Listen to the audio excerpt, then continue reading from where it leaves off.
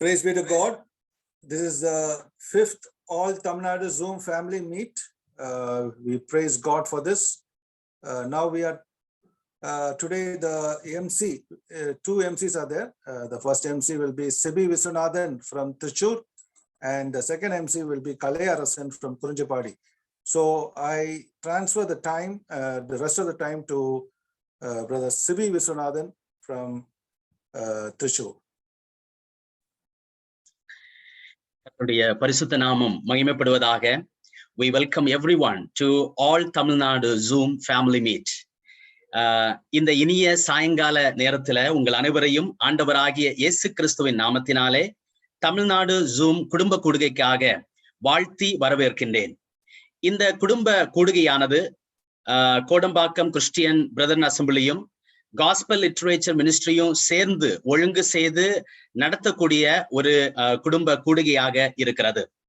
கர்த்தருடைய பிள்ளைகள் வெர்ச்சுவலாகவோ சபை ஹால்லையோ ஒன்றாக சேர்ந்து பாடல்களை பாடி ஜெபம் செய்து கர்த்தருடைய வார்த்தையை கேட்பது எவ்வளவு இன்பமான ஒரு காரியமாக இருக்கிறது.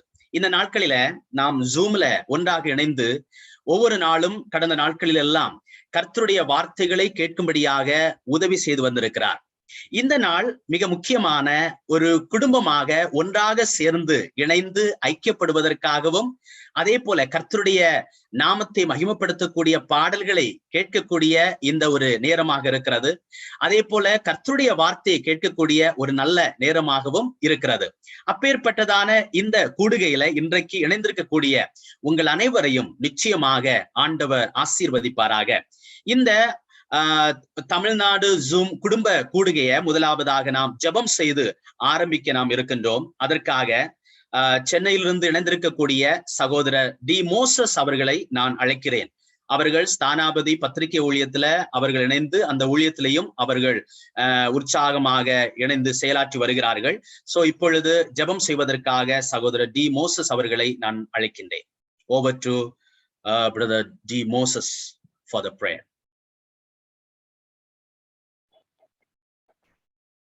ஜெபிப்போம். கேக்குதுங்களா? எஸ், ஜெபிப்போம். கிருபையா நேசித்து வழித்திரங்கள் பரலோக தகப்பனே கர்த்தாவே, மறுபடியும் இந்த மாலை வேலைக்காக நன்றியோடு கூட நாங்கள் துதிக்கிறோம், ஸ்தோத்தரிக்கிறோம் ஆண்டவரே. உடைய அளவற்ற கிருபையினாலே கர்த்தா உடைய பிள்ளைகளாக நாங்கள் இணைந்து இந்த 5வது குடும்ப கூடுகையிலும் கூட கர்த்தாவே, நீங்கள் பல இடங்களிலிருந்து கர்த்தாவே உடைய பிள்ளைகள் இணைகும்படியாக கர்த்தர் நீ கொடுத்த இந்த உன்னதமான ஸ்லாக்கியத்துக்காக நாங்கள் நமக்கு நன்றி செலுத்தி துதிக்கிறோம், ஸ்தோத்திரிக்கிறோம் ஆண்டவரே. குறிப்பாக பல நாட்களாக ஆண்டவரே, பல சூழ்நிலைகள் வித்தியாசமாக இருந்த போதிலும் கூட கர்த்தாவே, உடைய பிள்ளைகளாக நாங்கள் இணைந்து இந்த ஜூம் இணைப்பின் வழியாக இப்படிப்பட்ட ஒரு ஐக்கியத்தை நீர் எங்களுக்கு ஏற்படுத்தி கொடுத்த அருமையான கோடம்பாக்கம் திருசபையாருக்காக நாங்கள் நன்றி செலுத்தி துதிக்கிறோம்.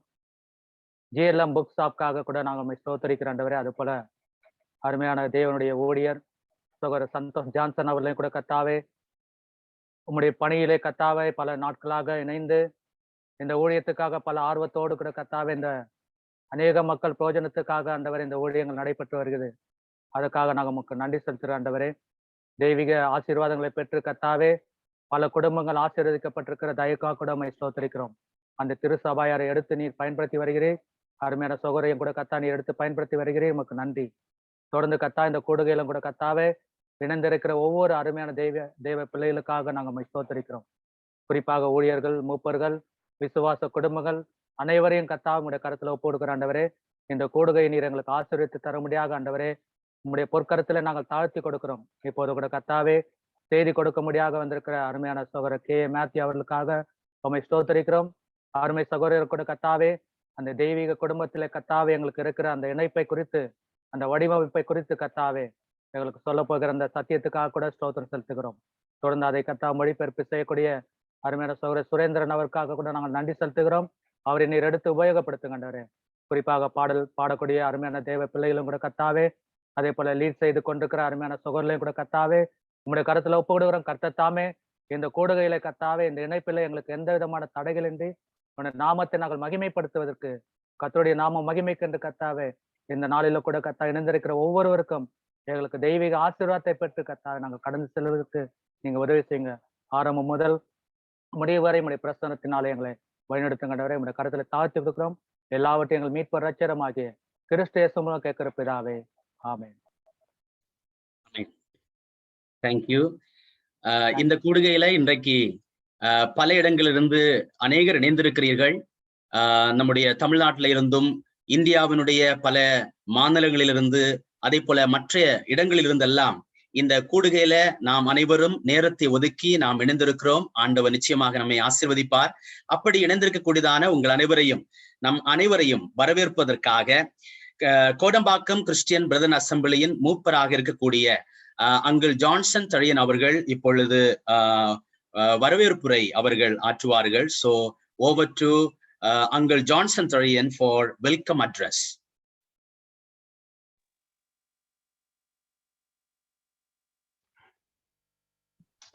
Greetings to you all in the precious name of our Lord and Savior Jesus Christ. Praise be to God for enabling us to gather in this manner in this evening. Psalm 107:1 says, "Oh, give thanks unto the Lord, for he is good, for his mercy endureth forever." Just like a father, he cares for us.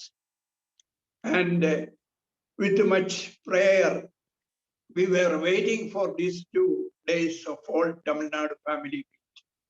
On behalf of Kodambakkam Christian Assembly, I take this opportunity to welcome each one of us with this 2 days meeting. And also Evangelist K. Matthew, the principal of Stewart Bible College, SPC Chennai, will share the word of God today and tomorrow. I welcome dear brother in the name of Lord Jesus Christ. Also, I welcome brother Surendran from Chennai and brother Dinesh Bhupati from Coimbatore will be translating the messages from English to Tamil. Also, I welcome all the singers who will be leading the singing session. I also welcome all evangelists, brothers, elders and sisters and their families from different assemblies across Tamil Nadu and other parts of India and also abroad who have joined in this Zoom from and also in the YouTube also. And once again, I welcome every one of you in the name of Jesus Christ in these 2 days of Tamil Nadu family meet. And the God will be taking care of all the program from starting to the end. Therefore, everything is giving to God for his grace. May God speak to each one of us. May God bless you all. Thank you. Thank you, Uncle, for that welcome address. பாடல்கள் நம்முடைய வாழ்க்கையில, கிறிஸ்தவ வாழ்க்கையில இன்றியமையாத ஒரு பங்கை வகிக்கக்கூடியதாக இருக்கிறது. கர்த்தரை நாம் பாடல்கள் மூலமாக பாடி மகிமைப்படுத்துவது, துதிப்பது, அது எவ்வளவு இன்பமான ஒரு காரியமாக இருக்கிறது. வேதாகமத்திலேயும் சரித்திரத்திலேயே நாம் எடுத்து பார்த்தால் கிறிஸ்தவ சமுதாயத்துல அநேக தேவனுடைய பிள்ளைகள் தனிநபர்களாக, குடும்பங்களாக, சபையாக சேர்ந்து கர்த்தரை அவர்கள் பாடி துதிக்கிறார்கள். அப்படி நாமும் அதை செய்து வருகிறோம். ரைட்? இன்றைக்கு இந்த கூடுகையிலையும் நாம் ஒன்றாக சேர்ந்து பாடல்களை நாம் பாடி கர்த்தரை மகிமைப்படுத்த போகிறோம். பாடல்கள் மூலமாக உற்சாகமும் நாம் அடைய போகின்றோம். இன்றைக்கு 3 சிறப்பு பாடல்களை நாம் கேட்கவிருக்கின்றோம். அதற்காக கர்த்தர் அவருடைய பிள்ளைகளை ஆயத்தம் செய்து கொண்டு வந்திருக்கிறார். முதலாவதாக நாம் பாடல்களை கேட்க போகிறது எர்ணாகுளம் என்கிறதான பகுதியிலிருந்து நாம் கேட்க போகின்றோம். அதாவது சகோதரர் எபனேசர் அவர்கள் குடும்பமாக இந்த ஜூம்ல இணைந்திருக்கிறார்கள். இந்த கூடுகையில அவர்கள் குடும்பமாக முதலாவது ஒரு பாடலை நமக்காக பாட இருக்கிறார்கள்.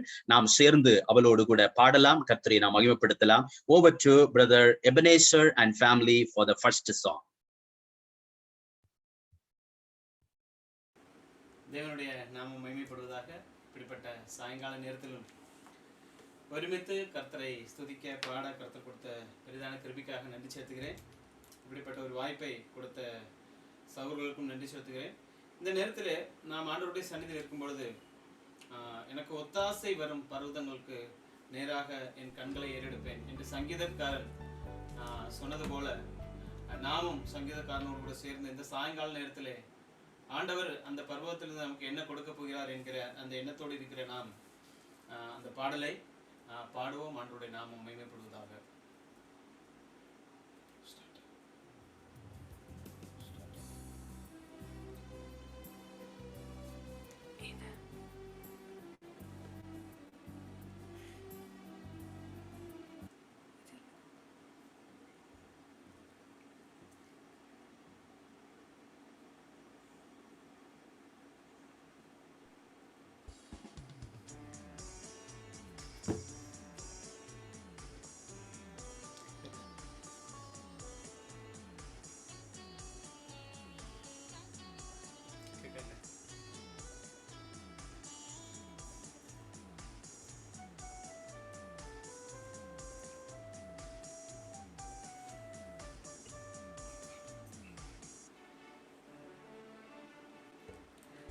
எனக்கொத்தாசை வரும் பர்வதம் நேராயின் கண்களை ஏறெடுப்பேன். எனக்கு ஒத்தாசை வரும் பர்வதம் நேராயின் கண்களை ஏறெடுப்பேன்.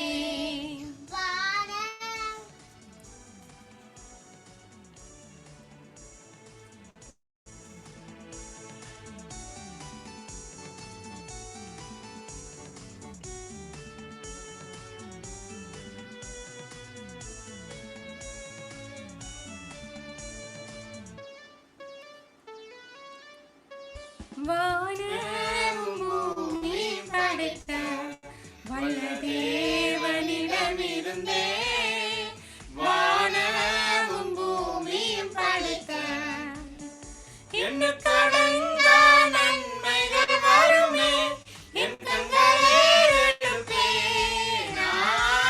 எண்ணுக்கு அடங்கா நன்மைகள் வருமே என் கண்களை ஏறெடுப்பேன்.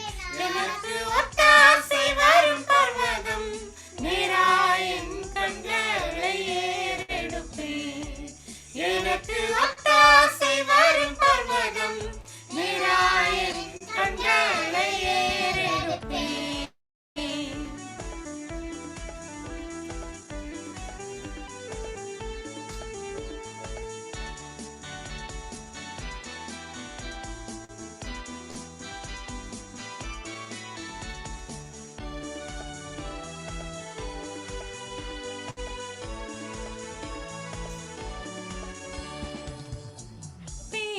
பெயர்ந்தகன்றிடிலும் நிலை மாறி புவி அகன்றிடிலும் மலைகள் பெயர்ந்தகன்றிடிலும் மாறிடுமோ அவர் கிருபை என்னாலும் ஆறுதல் எனக்கவரே.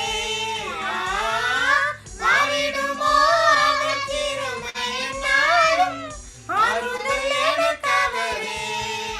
எனக்கு ஒத்தாசை வரும் பர்வதம் நேராயின் கண்களை ஏறெடுப்பேன். எனக்கு ஒத்தாசை வரும் பர்வதம் நேராயின் கண்களை ஏறெடுப்பேன்.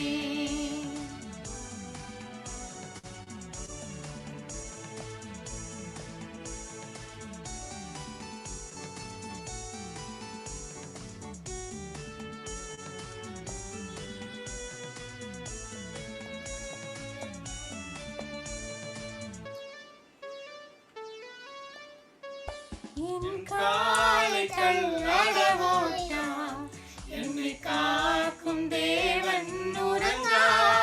என் காலை தள்ளாடவோட்டா இஸ்ரவேலை காக்கும் நல் தேவன் ராப்பகல் உறங்காதே. இஸ்ரவேலை காக்கும் நல் தேவன் ராப்பகல் உறங்காதே. எனக்கு ஒத்தாசை வரும் பர்வதம் நேராயின் கண்களை ஏறெடுப்பேன்.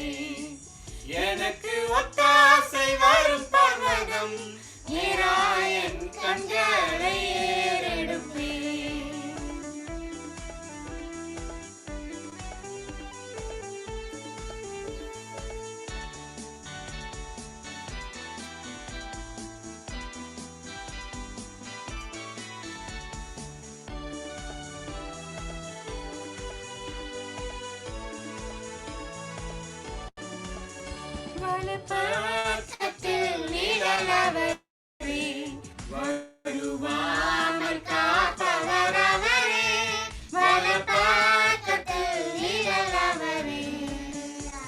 சூரியன் பகலில் சந்திரன் இரவில் சேதப்படுத்தாதே. சூரியன் பகலில் சந்திரன் இரவில் சேதப்படுத்தாதே. எனக்கு ஒத்தாசை வரும் பர்வதம், நீராயன் கண்களை ஏறெடுப்பேன். எனக்கு ஒத்தாசை வரும் பர்வதம், நீராயன் கண்களை ஏறெடுப்பேன்.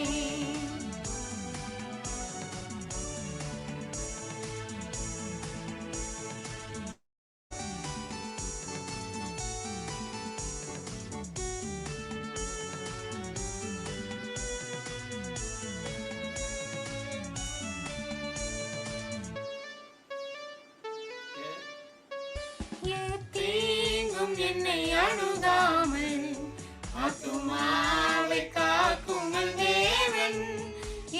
தீங்கும் என்னை அணுகாமல் போக்கையும் வரத்தையும் பத்திரமாக காப்பாரே இது முதலாய்.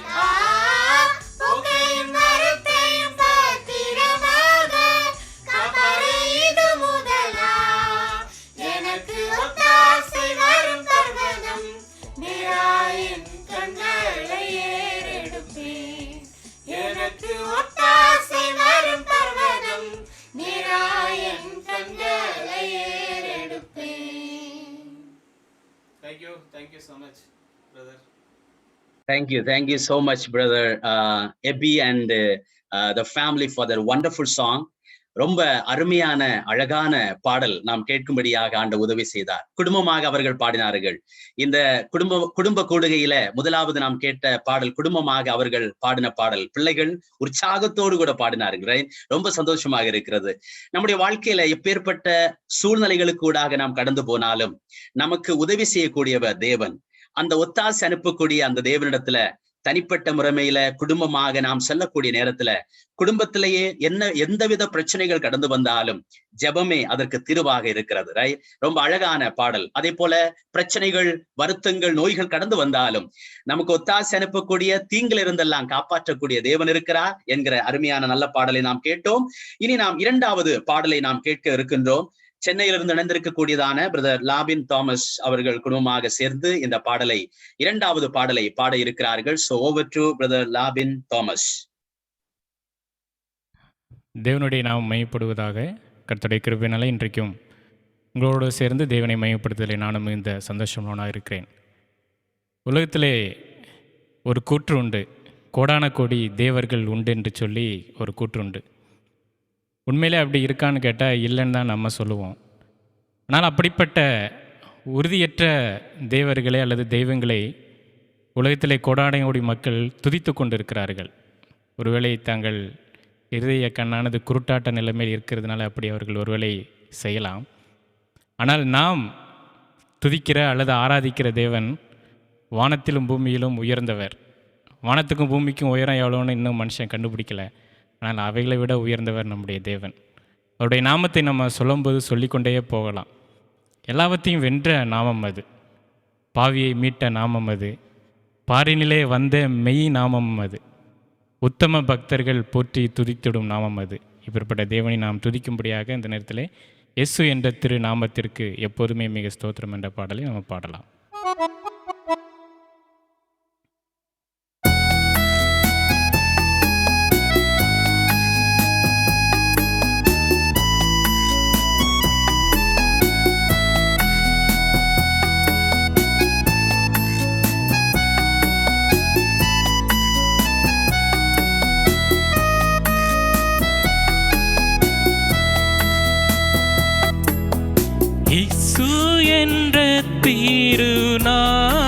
திருநாமத்திற்கு எப்போதுமே மிக ஸ்தோத்திரம். இயேசு என்ற திருநாமத்திற்கு எப்போதுமே மிக ஸ்தோத்திரம்.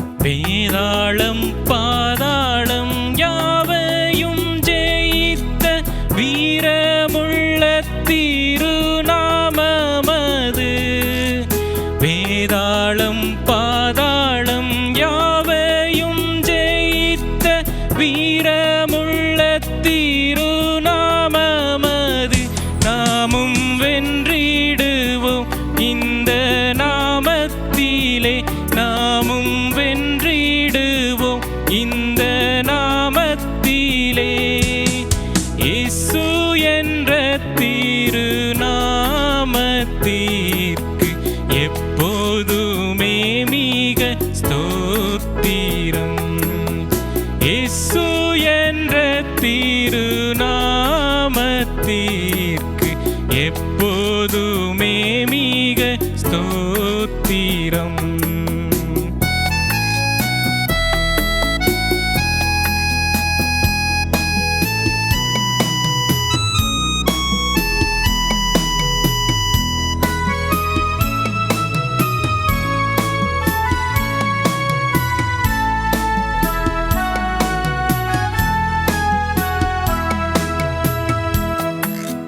பாவத்திலே மாளும் பாவியை மீட்க பாரினில் வந்தமை நாமமது.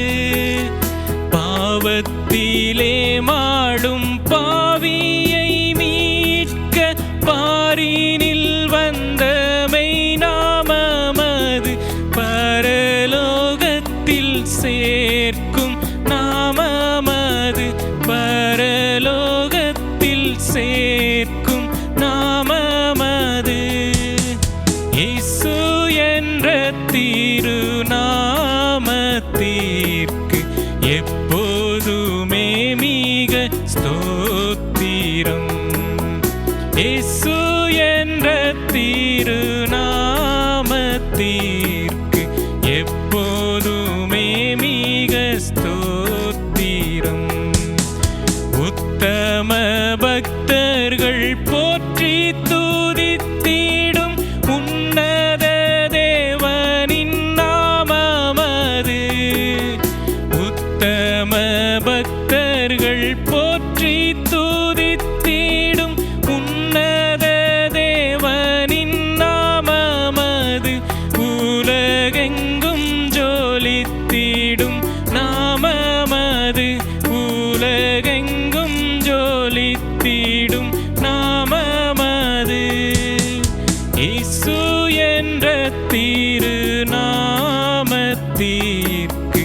எப்போதுமே மிக ஸ்தோத்திரம். இயேசு திருநாமத்திற்கு எப்போதுமே மிக ஸ்தோத்திரம். Thank you, Brother Labin Thomas, for that melodious song. இயேசு என்ற நாமத்திற்கு எப்பொழுதும் மேன்மிக ஸ்தோத்திரம் என்று புகழ்ந்து இயேசுவினுடைய நாமத்தை பாடக்கூடிய பாடலை அழகாக அவர்கள் பாடினார்கள். நாம் சேர்ந்து ஒன்றாக பாட ஆண்டவர் உதவி செய்தார். இந்த நாமமானது நம்மை ரட்சித்திருக்கிறதான நாமம். இந்த உலகத்துல ரட்சிக்கப்படுவதற்கு வேற எந்த நாமமுமே கிடையாது. அதே போல நாம் குடும்பமாக இன்றைக்கு இந்த கூடுகையில இணைந்திருக்கக்கூடியதும் இந்த இயேசு கிறிஸ்துவனுடைய நாமத்தினாலேயே தான். வேதாகமத்துல என்னுடைய நாமத்தினால் எங்கே 2 பேர் கூடியிருக்கிறார்கள் அவள் மத்தியில் இருக்கிறேன் என்று ஆண்டவர் சொல்லி இருக்கிறார். இப்பொழுது நாம் பல இடங்களில் இருந்து நாம் கூடியிருக்கிறோம், ரைட்? வெர்ச்சுவலாக இருக்கின்றோம். அவருடைய ஆவிக்குரிய பிரசன்னம் நம்முடைய மத்தியில நிச்சயமாகவே இருக்கிறது என்பதில் எந்தவித சந்தேகமே கிடையாது. அப்படிப்பட்ட மேன்மையான இன்பமான நாமத்தை அறியக்கூடிய பெரிய ஸ்லாக்கியத்தை, வாய்ப்பை நமக்கு ஆண்டவர் கொடுத்திருக்கிறார். அப்படிப்பட்ட அநேக அர்த்தங்களுடைய அந்த பாடலை கேட்கும்படியாக நமக்கு ஆண்டவர் உதவி செய்தார்.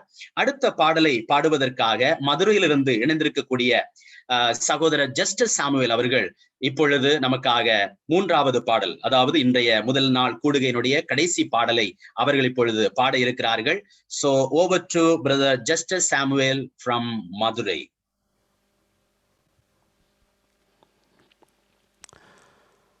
Praise the Lord. அண்ணா கேக்குதானே? Yes. ஓகே. தேங்க்யூ. தேவனுடைய நாமம் இன்றும் மீண்டும் சதா காலங்களிலும் மகிமைப்படுவதாக. என்னையும் ஒரு பொருட்டாய் ஆண்டவர் இந்த ஊழியத்தில் பயன்படுத்துவதற்கு நான் ஆண்டவருக்கு நன்றி சொல்கிறேன். கோடம்பாக்கம் கிறிஸ்தவ சபையாருக்கும் பொறுப்பாளர்களுக்கும் என்னுடைய மனமார்ந்த நன்றிகளையும் நான் தெரிவித்துக் கொள்கிறேன். நம்முடைய பாடல் புஸ்தகத்திலே 374வது பாடலை நாம் பாடலாம்.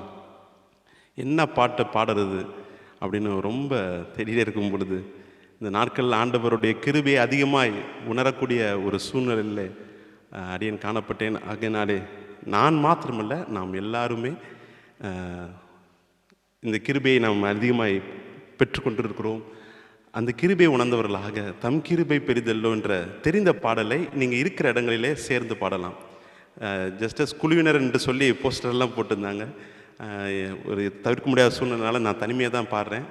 அதனால் நீங்கள் தான் குழுவாக சேர்ந்து என்னோட கூட ஆங்காங்கே இருந்து என்னோட கூட சேர்ந்து நீங்கள் பாடும்படியாக உங்கள் அன்போடு கூட கேட்டுக்கொள்கிறேன்.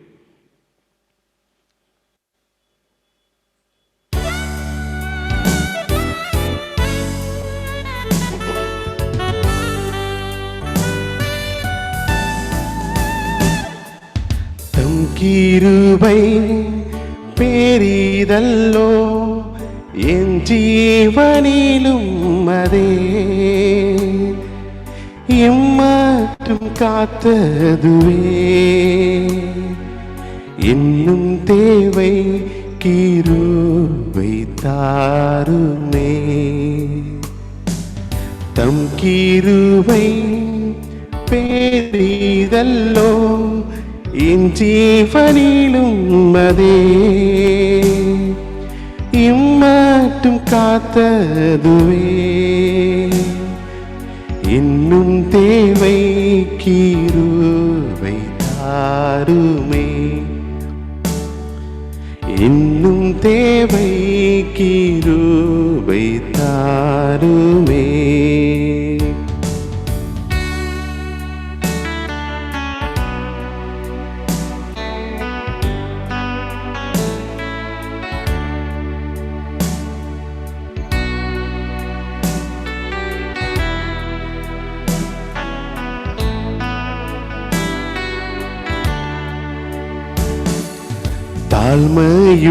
தாழ்மையுள்ளவரிடம் தங்கிடுதே கிருபை தாழ்மையுள்ளவரிடம் தங்கிடுதே கிருபை வாழ்நாளெல்லாம் அது போதுமே சுகமுடன் தம்பலமுடன் வானாலெல்லாம் அது போதுமே சுகமுடன் தம்பலமுடன் சேவை செய்ய கிருபை தாருமே. சேவை செய்ய கிருபை தாருமே. தம் கிருபை பெரிதல்லோ என் ஜீவனிலும் அதே இம்மாற்றும் காத்ததுவே இன்னும் தேவை கிருபை தாருமே. இன்னும் தேவை கிருபை தாருமே.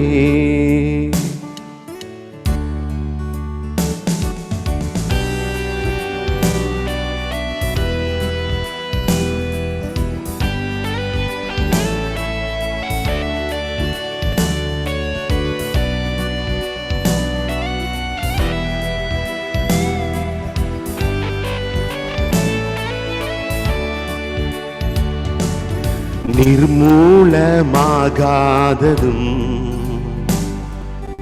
நிற்பதுமே கிருபை நிர்மூலமாகாததும்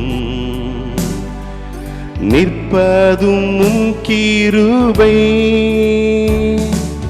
நீசனின் பாவம் நீங்கினதே நித்திய ஜீவன் பெற்று கொண்டே நீசனின் பாவம் நீங்கினதே நித்திய ஜீவன் பெற்று கொண்டே காத்து கொள்ள கிருபை தாருமே.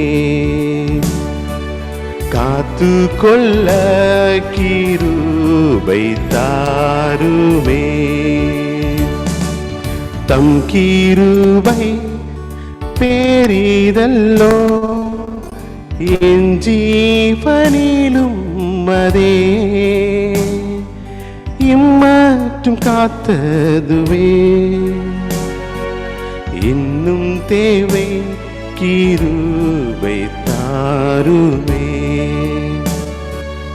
இன்னும் தேவை கிருபை தாருமே.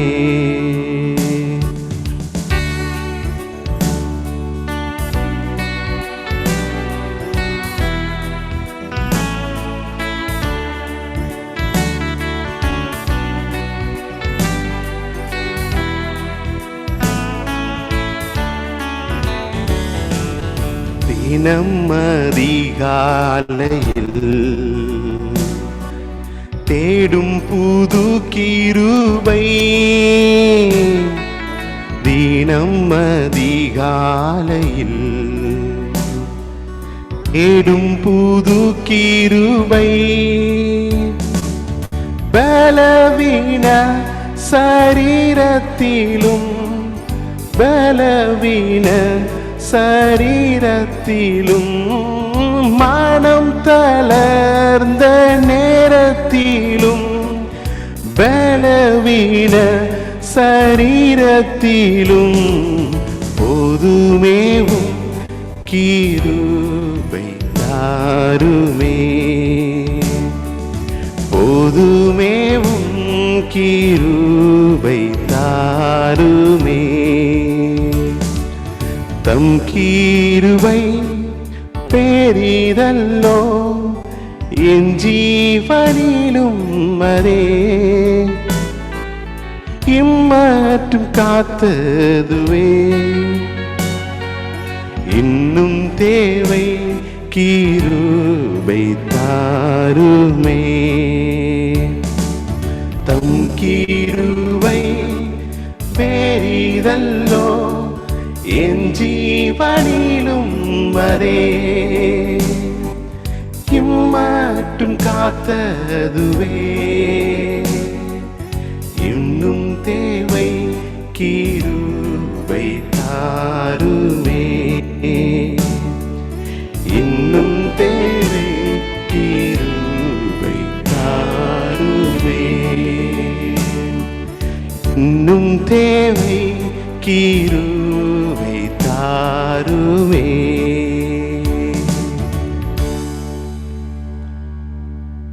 Thank you, Brother Justice Samuel, for that wonderful and nice song. Thank you. நாம் பாடினதான பாடல், கர்த்தருடைய கிருபை எவ்வளவு பெரியது, அவருடைய கிருபையினால் நாம் ரட்சிக்கப்பட்டிருக்கிறோம். ஒவ்வொரு நாளும் நாம் அவருடைய கிருபையினால் நின்று கொண்டிருக்கின்றோம். அதே போல நாம் பாடினோம், இனியும் அதிகமாக கிருபை தாருங்க ஆண்டவரே என்று பாடினதான பாடல்.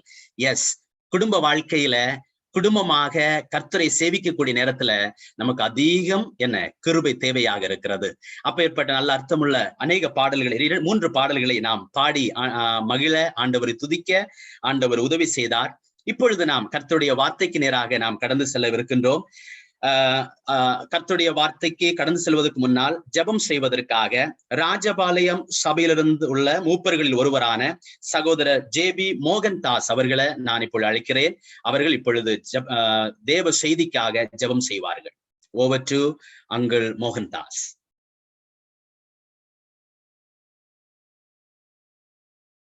ஐ திங்க் அன்மியூட் பண்ணுங்க.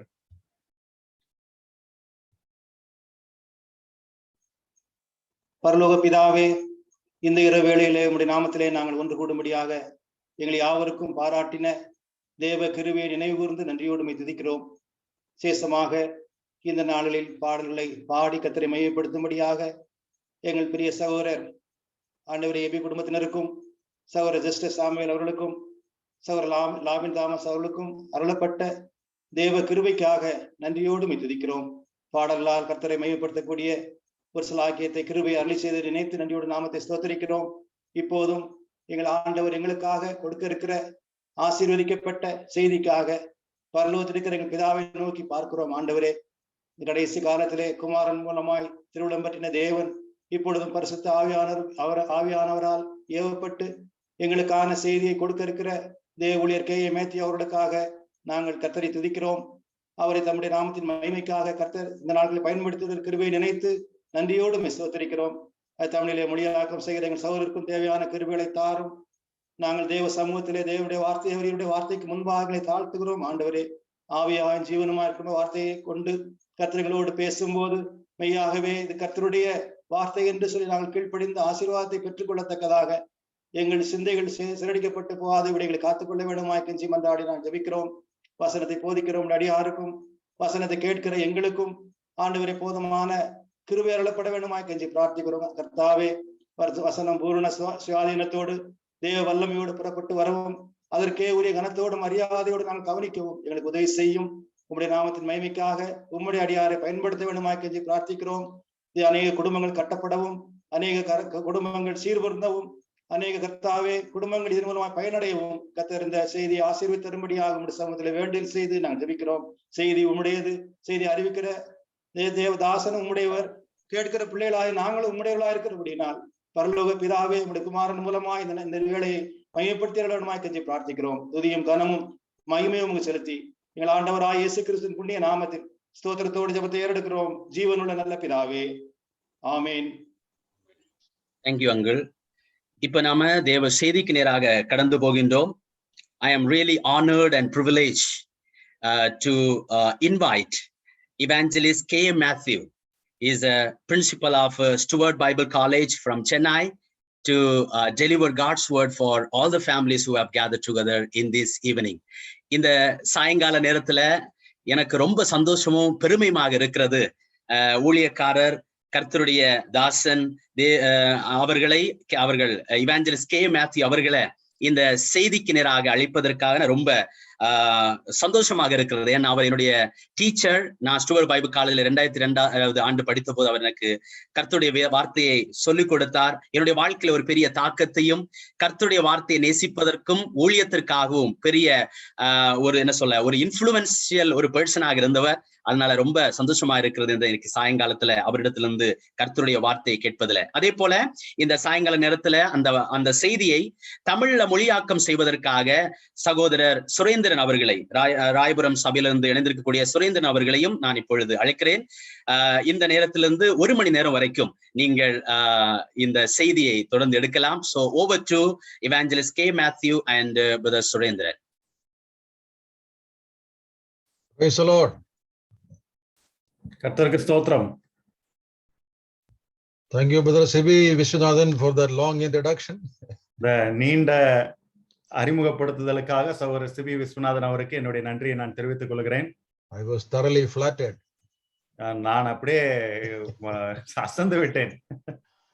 Anyway, it's a joy for all of us to come together on this Zoom platform and have this all Tamil Nadu family meet. இந்த ஜூம் இணைப்பின் மூலமாக நாம் எல்லாரும் கூடி இந்த ஒட்டுமொத்த தமிழ்நாட்டினுடைய குடும்ப கூடுகையாக இது நடக்கிறது. எனக்கு மிகுந்த சந்தோஷமா இருக்கிறது. Our brother Santosh Johnson is running a marathon race. நம்முடைய சகோதரர் சந்தோஷ் ஜான்சன் அவர்கள் ஒரு பெரிய மாரத்தான் ஓட்டம் ஓடிக்கொண்டிருக்கிறார். I think last week he finished 400 days of meetings. நான் நினைக்கிறேன் போன வாரத்திலே அவர் 400 நாட்கள் கூட்டங்களை நடத்தி முடித்து இருக்கிறார். And this I think is 401. இப்பொழுது 401. So the counting keeps on going and I don't know if there is any stop going to come for this. இந்த எண்ணிக்கை அதிகரித்துக் கொண்டே போகிறது. இதற்கு ஒரு நிறுத்தம் வருமா என்று எனக்கு தெரியவில்லை. I was thinking about a story of two people who are walking together and they were talking about their pastors in their church. 2 ஆட்கள் இப்படியாக ஒரு கதை இருக்கிறது. அவர்கள் நடந்து போய் கொண்டிருந்தார்கள். அவருடைய சபையில் இருக்கக்கூடிய பாஸ்டர்கள் அல்லது மூப்பர்களை குறித்து அவர்கள் பேசிக் கொண்டிருக்கிறார்கள். One was a Baptist and the other was a Brethren man. ஒருவர் பாப்டிஸ்ட் சபையை சேர்ந்தவர், இன்னொருவர் அங்கே பிரதரன் சபையை சேர்ந்தவர். So the Baptist man was bragging about his pastor and said, he is such a great man, we call him as reverend. இந்த Baptist சகோதரன் அங்கே தன்னுடைய பாஸ்டரை குறித்து மிக பெருமையாக அங்கே பெருமை பேசிக்கொண்டு நாங்கள் அவரை ரெவரண்ட் என்று தான் அழைப்போம் என்று சொல்லி சொன்னார். And the Brethren man standing nearby, he said, we also have a preacher in our assembly and we call him neverend. Brethren சகோதரன் சொன்னார், எங்களுடைய சபையிலே ஒரு பிரசங்கியார் இருக்கிறாரு, அவரை நாங்கள் நெவர் எண்ட் என்று அழைப்போம் என்று சொன்னார். That means he will go on speaking and there's no full stop. அப்படி என்று சொன்னால் அவர் அங்கே பேசிக்கொண்டே இருப்பார், அதற்கு ஒரு முற்றுப்புள்ளியே கிடையாது. So I think Santosh Johnson is our never end. The marathon race of Zoom meeting is going on and I think it's a great job. May the Lord continue to bless the efforts of our dear brother and the assembly there. ஆகவே அருமையான சகோதரர் சந்தோஷ் ஜான்சனை பொறுத்தவரையில இந்த zoom meeting காரியங்களிலே அவர் நெவரெண்டை போல தொடர்ச்சியாக இந்த ஊழியங்களை அவர் செய்து கொண்டே இருக்கிறார். ஆனால் கர்த்தருக்கு அதற்கு நன்றி செலுத்துவோம். தொடர்ந்து அவர் செய்வதற்கு தேவன் தாமே அவருக்கு உதவி செய்வாராக. And I also want to thank the singers today who did a wonderful job, and it was very enlifting and meaningful songs. இந்த நாளிலே பாடின இந்த பாடல்களை கூட நான் அங்கே மெச்சிக்கொள்கிறேன். அவர்கள் அருமையான அர்த்தமுள்ள பாடல்களை பாடி நம்மளை மகிழ்வித்தார்கள். God bless you all and use you for the extension of his kingdom. தேவன் தாமே உங்களை ஆசீர்வதிப்பாராக. அவருடைய ராஜ்யத்தின் விஸ்தரிப்புக்காக உங்களை யாவரையும் பயன்படுத்துவாராக. I thank our dear brother and family for giving me this opportunity to share the word this 2 days. ஆகவே அருமையான சகோதரனும் அவருடைய குடும்பத்தாரும் இந்த 2 நாட்கள் இந்த தேவனுடைய வார்த்தையை அறிவிப்பதற்கு எனக்கு ஒரு வாய்ப்பை கொடுத்திருக்கிறதற்காக நான் நன்றியுள்ளவனாய் இருக்கிறேன். God has been good to us for the past almost 2 years when we have been gripped by this coronavirus. ஏறக்குறைய 2 ஆண்டுகளாக இந்த கொரோனா வைரஸினுடைய பிடியில் மாட்டிக்கொண்டிருக்கக்கூடிய இந்த சூழ்நிலையிலே ஆண்டவர் நாம் எல்லாருக்கும் கிருபை உள்ளவராய் இருந்திருக்கிறார். And the Lord has sustained us and kept us safe thus far. தேவன் நம்மை பாதுகாத்து இம்மட்டுமாய் நம்மை பராமரித்து வருகிறார். Many dear ones who are known to us and close to us and our families, they may have been taken away. நமக்கு அருமையானவர்கள், நமக்கு மிகவும் நெருக்கமா இருக்கக்கூடியவர்கள், நம்முடைய குடும்பத்தார் கூட ஒரு சிலர் ஒருவேளை இந்த கொரோனா வைரஸ்னாலே அவர்கள் கடந்து போயிருக்கலாம், நம்மை விட்டு போயிருக்கலாம். But the Lord has his own plans and purposes in their lives and in our lives too, in keeping us back here. ஆண்டவர் அவருடைய வாழ்க்கையில ஒரு நோக்கத்தை வைத்திருக்கிறார். நம்மை கூட இன்னமும் இந்த உலகத்திலே வைத்திருப்பதற்கு ஆண்டவருக்கு ஒரு நோக்கம் உண்டு. And so a meeting like this where we can consider some family truths related to our Christian life, I'm sure will be a blessing for us. இப்படிப்பட்ட ஒரு கூட்டத்திலே நாம் குடும்பத்தை குறித்த சத்தியங்களை நம்முடைய கிறிஸ்தவ வாழ்க்கையோடு கூட தொடர்புள்ள நிலைமையிலே நாம் சிந்திப்பது நமக்கு ஆசீர்வாதமாக இருக்கும் என்று சொல்லி நான் நினைக்கிறேன். The subject that is before us is God's design for a godly family. நமக்கு முன்பாக இருக்கக்கூடிய கருப்பொருள் என்னவென்று சொன்னால், ஒரு தெய்வ பக்தி உள்ள குடும்பத்திற்கான தேவனுடைய வடிவமைப்பு. To make a base reading for our scripture for this evening, I'd like us to turn to Psalm 127, and we will read the first 2 verses of that, and then also a couple of verses from Psalm 128. இந்த மாலை செய்தியினுடைய ஆதாரமாக நாம் சங்கீதம் 127 இருக்கிற முதல் 2 வசனங்களை வாசிக்கலாம். அதற்கு பிற்பாடு சங்கீதம் 128 இருக்கக்கூடிய ஒரு சில வசனங்களை கூட வாசிக்கலாம். Uncle, shall I read it in Tamil? Yeah, please do. சங்கீதம் 127 முதல் 2 வசனங்கள். சாலமோன் பாடின ஆரோகண சங்கீதம். கர்த்தர் வீட்டை கட்டாராகில் அதை கட்டுகிறவர்களின் பிரயாசம் விருதா. கர்த்தர் நகரத்தை காவாராகில் காவலாளர் விழித்திருக்கிறது விருதா. And over to Psalm 128 also, we will read the first 4 verses.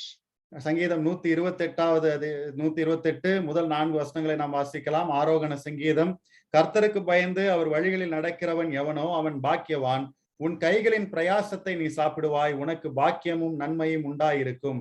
உன் மனைவி உன் வீட்டோரங்களில் கனிதரும் திராட்சை கொடியை போல் இருப்பாள்.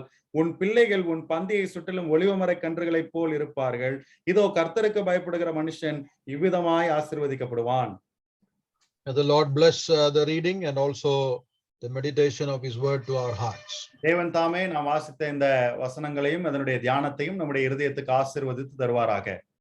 Someone said, there are 3 things that happen in life. ஒருவர் சொன்னார், நம்முடைய வாழ்க்கையிலே 3 காரியங்கள் நடக்கிறது. One is hatches, number 2 is matches, and then dispatches. ஒன்று அங்கே குஞ்சு பொரித்து வெளியே வருவது, அதற்கப்புறமாக இணைக்கப்படுவது, அதற்கப்புறமாக பெட்டியிலே போவது. Right, பெட்டியிலே போவது. I think you put the right word. So we are born in this world, and then we get into families, we are getting married, and then of course dispatch speak about death. ஆகவே நாம் இந்த உலகத்திலே பிறக்கிறோம், அதற்கப்புறமாக நாம் திருமணத்திலே இணைக்கப்படுகிறோம், குடும்பமாகிறோம், அதற்கப்புறமாக நாம் அங்கே மரித்து போய்விடுகிறோம். As we look at the scriptures, family is seen as something as the center of God's plan for our life. ஆகவே நாம் வேதத்தை பார்க்கும்போது தேவனுடைய திட்டத்திற்கான மையமாக தேவன் குடும்பத்தை வைத்திருக்கிறார். Now we know, all of us are believers here, and so I don't need to go into all these details, but we know that it is something that began or originated in the plan and the purposes of God. ஆகவே நாம் எல்லாரும் விசுவாசிகளாய் இருக்கிறோம். ஆகவே நமக்கு தெரிந்திருக்கும். ஆகவே குடும்பம் என்கிற காரியமானது தேவனுடைய திட்டத்திலே தீர்மானத்திலே ஆரம்பித்த ஒரு விஷயமா இருக்கிறது. It is something that God instituted first, or first institution of God. ஆகவே தேவன் முதலாவதாக நியமித்தது அல்லது தேவனுடைய முதலாவது நியமனம் குடும்பம் என்று கூட நாம் சொல்லலாம். We know the first family was that of Adam and Eve. ஆகவே நமக்கு தெரியும் வேதத்தில் இருக்கக்கூடிய முதல் குடும்பம் ஆதாம் ஏவாளினுடைய குடும்பம். The first couple who formed a family and God blessed them, it says. ஆகவே முதலாவது தம்பதியினர் அவர்கள் குடும்பமானார்கள், தேவன் அவர்களை ஆசீர்வதித்தார் என்று நாம் வாசிக்கிறோம். In Genesis chapter 1 and verse number 26, 27 and 28, it says, God made them male and female and he blessed them. ஆகவே ஆதியாகமம் முதலாவது அதிகாரம் 26 முதல் 28 வரை உள்ள வசனங்களை நாம் வாசிப்போம் என்று சொன்னால் தேவன் அவர்களை Verse 28, brother. 28வது வசனத்தை நாம் வாசிக்கும் போது தேவன் அவர்களை தமிழ் இட்ஸ் 27, தமிழ்ல 27வது வசனத்துல இருக்கிறது. Okay. ஆணும் பெண்ணுமாக அவர்களை சிருஷ்டித்தார் என்று நாம் வாசிக்கிறோம். Yeah, he made them male and female and he blessed them. அவர்களை ஆசீர்வதித்தார் என்று நாம் 28வது வசனத்திலே வாசிக்கிறோம். So we can say he made them as a family and there was a blessing of God upon the family. ஆகவே நாம் சொல்ல வேண்டும் என்றால் அவர்களை தேவன் குடும்பமாக அங்கே இணைத்தார், அதற்கப்புறமாக அந்த குடும்பத்திலே ஒரு ஆசீர்வாதமும் வந்தது. And God wanted that family should to replenish and be fruitful and multiply and fill the earth. அந்த குடும்பமானது பலுகி பெருகி அங்கே கனி கொடுக்கக்கூடியதா இருந்து இந்த பூமியை நிரப்ப வேண்டும் என்று சொல்லி தேவன் விரும்பினார். But sadly we know history tells us how problems entered into the family because of sin. ஆனால் துக்ககரமாக நாம் சரித்திரத்தை பார்க்கும்போது எப்படி பாவத்தின் நிமித்தமாக பிரச்சனைகள் குடும்பத்திற்குள் பிரவேசித்தது என்பது நமக்கு தெரியும். The first family could not continue in their original love and fellowship because sin entered into their family. அவர்களுடைய உண்மையான அன்பிலும் ஐக்கியத்திலும் அந்த உலகத்தின் முதல் குடும்பத்தால் தொடர முடியவில்லை. ஏனென்று சொன்னால் பாவம் அவருடைய குடும்பத்துக்குள் பிரவேசித்து விட்டது. The man who said at the day when he began his family life concerning his wife, the bone of my bones and flesh of my flesh. அந்த மனிதன் தன்னுடைய குடும்ப வாழ்க்கை ஆரம்பித்த அந்த நாளிலே இவள் என் எலும்பின் எலும்பும் என் மாம்சத்தின் மாம்சமாய் இருப்பாள் என்று சொன்னான். அவன் later on he turned to the woman and said, this woman whom you made me to eat the fruit. அதற்கு பிற்பாடு அவன் சொல்லுகிறான் திரும்ப, நீர் எனக்கு கொடுத்த இந்த ஸ்திரீ இவள்தான் என்னை இந்த கனியை புசிக்கும்படி செய்து விட்டாள். And so the first man or the family man, he sort of blames his own dear wife because sin spoiled their family fellowship. ஆகவே உலகத்தினுடைய முதல் மனிதன் அல்லது உலகத்தினுடைய முதல் குடும்ப மனிதன் தன்னுடைய மனைவியை அங்கே குற்றம் சாட்டக்கூடியவனாக பழி போடக்கூடியவனாக இருக்கிறான். ஏனென்றால் பாவம் அவருடைய குடும்பத்துக்குள் பிரவேசித்து விட்டது. And as you read down, interestingly, when God was punishing the serpent and later on the woman and then the man, we understand that God says the earth is going to be cursed because of your sin. அதற்கு பிற்பாடு நாம சுவாரஸ்யமாக அதை வாசிப்போம் என்று சொன்னால் தேவன் அந்த சர்ப்பத்தை சபிக்கிறார், அதற்கப்புறமாக அந்த பெண்ணுக்கு தண்டனை கொடுக்கிறார், அதற்கப்புறமாக இந்த ஆணுக்கு தண்டனை கொடுக்கிறார், அதற்கப்புறமாக சொல்லுகிறார் இவர்களுடைய பாவத்தின் நிமித்தம் பூமி சபிக்கப்பட்டதா இருக்கும். So you see, the family that began with the blessing of God ultimately turned out and they became a curse or a reason of curse for the world. ஆகவே பாருங்கள், தேவனுடைய ஆசீர்வாதத்தோடு கூட ஆரம்பிக்கப்பட்ட இந்த குடும்பமானது நாளடைவிலே போக ஒரு சாபமாக மாறிவிட்டார்கள். இல்லை என்று சொன்னால் இந்த உலகத்துக்கே சாபம் வருவதற்கு காரணமாய் போய்விட்டார்கள். Don't you think our world today is no different from how it started off in the Garden of Eden? ஆகவே ஏதேன் தோட்டத்திலே ஆரம்பித்த போது உலகம் எப்படி இருந்ததோ அதை போலவே தான் இப்பவும் இருக்கிறது. பெரிய வித்தியாசம் இல்லை அல்லவா? அப்படிதான் யோசிக்கிறீர்கள். Sin continues to ruin our family relationships even today. பாவம் இன்றைக்கும் கூட நம்முடைய குடும்ப வாழ்க்கையில் இருக்கக்கூடிய உறவுகளை அங்கே சின்னாபின்னமாக்கி போடக்கூடியதா இருக்கிறது. And therefore, as believers in Jesus Christ or as saints of the Lord, we need to build up our homes in a godly way based upon the word of God. ஆகவே இந்த உலகத்திலே விசுவாசிகளா இருக்கக்கூடிய நாம், விசுவாச குடும்பங்களில் இருக்கக்கூடியவர்கள், தேவனுடைய வசனத்தின் அடிப்படையிலே நாம் தெய்வ பக்தியுள்ள நிலைமையிலே நம்முடைய குடும்பங்களை கட்டி எழுப்ப வேண்டும். Psalm 127 verse 1 we read, unless the Lord build the house, we labor in vain. ஆகவே சங்கீதம் 127 முதலாவது வசனத்திலே நான் வாசிக்கும் போது, கர்த்தர் வீட்டை கட்டாராகில் கட்டுகிறவனுடைய பிரயாசம் விருதா. Definitely it is not speaking about a physical house that we are building. நிச்சயமாகவே இது நாம் சரீர பிரகாரமாக கட்டக்கூடிய அந்த வீட்டை குறித்து பேசுகிற வசனம் அல்ல. It is definitely a house that the Lord also referred to in the Gospel of Matthew chapter 7. மத்தேயு 7வது அதிகாரத்திலே கர்த்தராகிய இயேசு கிறிஸ்து குறிப்பிட்டு சொன்ன அந்த வீட்டை குறிக்கக்கூடிய வசனமாகத்தான் இது இருக்கிறது. In Matthew 7 verse 24 it says, I will liken a man to a wise man who built his house upon a rock. மத்தேயு 7வது அதிகாரம் 22வது வசனத்திலே நாம் வாசிக்கும் போது நான் அங்கே கல்லின் மேல் வீட்டை கட்டக்கூடிய அந்த ஞானமுள்ள மனுஷனுக்கு என்று நாம் வாசிக்கிறோம். The wise man is the one who builds his house upon the rock. அவன் ஞானமுள்ள மனுஷன் என்று சொல்லும் போது அவன்தான் அந்த கல்லின் மேல் பாறையின் மேல் தன்னுடைய வீட்டை கட்டக்கூடியவன். And where does he get his wisdom from? அவன் தன்னுடைய ஞானத்தை எங்கே இருந்து பெற்றுக்கொள்கிறான்? Well, he hears the word of God and he does it, or he practices that. அவன் தேவனுடைய வசனத்தை கேட்டு அதை நடைமுறைப்படுத்துகிறான், அதை செய்கிறான். We are basically going to consider, what does God want me to do in my family, or as families, what does God expect us to do? இன்றைக்கு நாம் பார்க்க போகிற காரியம் என்னவென்று சொன்னால், குடும்ப வாழ்க்கையிலே நான் என்ன செய்ய வேண்டும் என்று தேவன் எதிர்பார்க்கிறார், இல்லை என்று சொன்னால் குடும்பமாக நாம் எப்படி இருக்க வேண்டும், என்ன செய்ய வேண்டும் என்று தேவன் எதிர்பார்க்கிறார். Family or married life is indeed a respectable or an honorable institution. குடும்பம் அல்லது குடும்ப வாழ்க்கை என்பது ஒரு மதிப்புக்குரிய ஒரு ஸ்தாபனமாக, மதிப்புக்குரிய ஒரு காரியமாக இருக்கிறது. Why is it respectable or honorable? ஏன் இது மதிப்புக்குரிய அல்லது கனத்துக்குரிய விஷயமா இருக்கிறது? Because it was originally planned by God himself, as we saw from Genesis. ஏனென்றால் ஏற்கனவே நாம் ஆதியாகமத்திலே பார்த்த வண்ணமாக இது உண்மையிலேயே தேவனால் திட்டமிடப்பட்ட ஒன்று. It was not an invention of man. இது மனிதன் கண்டுபிடித்த ஒரு கண்டுபிடிப்பு அல்ல. It is not something that man demanded. மனிதன் கேட்டு பெற்றுக்கொண்ட ஒரு காரியம் அல்ல. In Genesis 2:18 we read, God saw that it is not good that the man should be alone. 2:18 ஆதியாகமத்திலே நாம் வாசிக்கும் போது மனிதன் தனிமையாய் இருப்பது நல்லதல்ல என்று தேவன் கண்டார் என்று வாசிக்கிறோம். He saw that need and he supplied that need by making a woman. மனிதனுடைய தேவையை அவர் கண்டார், ஒரு பெண்ணை உண்டாக்கி அவனுக்கு கொடுத்ததன் மூலமாக அந்த தேவையை அவர் சந்தித்தார். So God saw that the family was good in his sight. இந்த குடும்பம் தன்னுடைய பார்வையிலே நலமாய் நல்லதாய் இருக்கிறது என்று சொல்லி தேவன் கண்டார். No wonder it is an honorable institution. இது ஒரு கனத்துக்குரிய காரியமாய் ஸ்தாபனமாய் இருக்கிறது என்பதில் எந்த ஆச்சரியமும் நமக்கு இல்லை. When we come to the New Testament in John's Gospel chapter 2 we read of the Lord Jesus himself participating in a wedding in Cana of Galilee. அங்கே புதிய ஏற்பாட்டுக்கு நாம் வரும்போது யோவான் சுவிசேஷம் 2வது அதிகாரத்திலே கர்த்தராகிய இயேசு கிறிஸ்து தாமே கானா ஊரினுடைய கல்யாணத்திலே அவரே பங்கு பெறுகிறார். That means it is an honorable institution where even the Lord was willing to attend. அப்படி என்று சொன்னால் இது மிகவும் கனத்துக்குரிய ஒரு ஸ்தாபனமாக ஒரு காரியமாக இருக்கிறது. கர்த்தராகிய இயேசு கிறிஸ்துவே இதிலே பங்கு பெறுவதற்கு பிரியம் கொண்டார். And you see, if you look at that marriage in Cana of Galilee, we know that the most important person there was not the bride or the groom, but it was the Lord Jesus.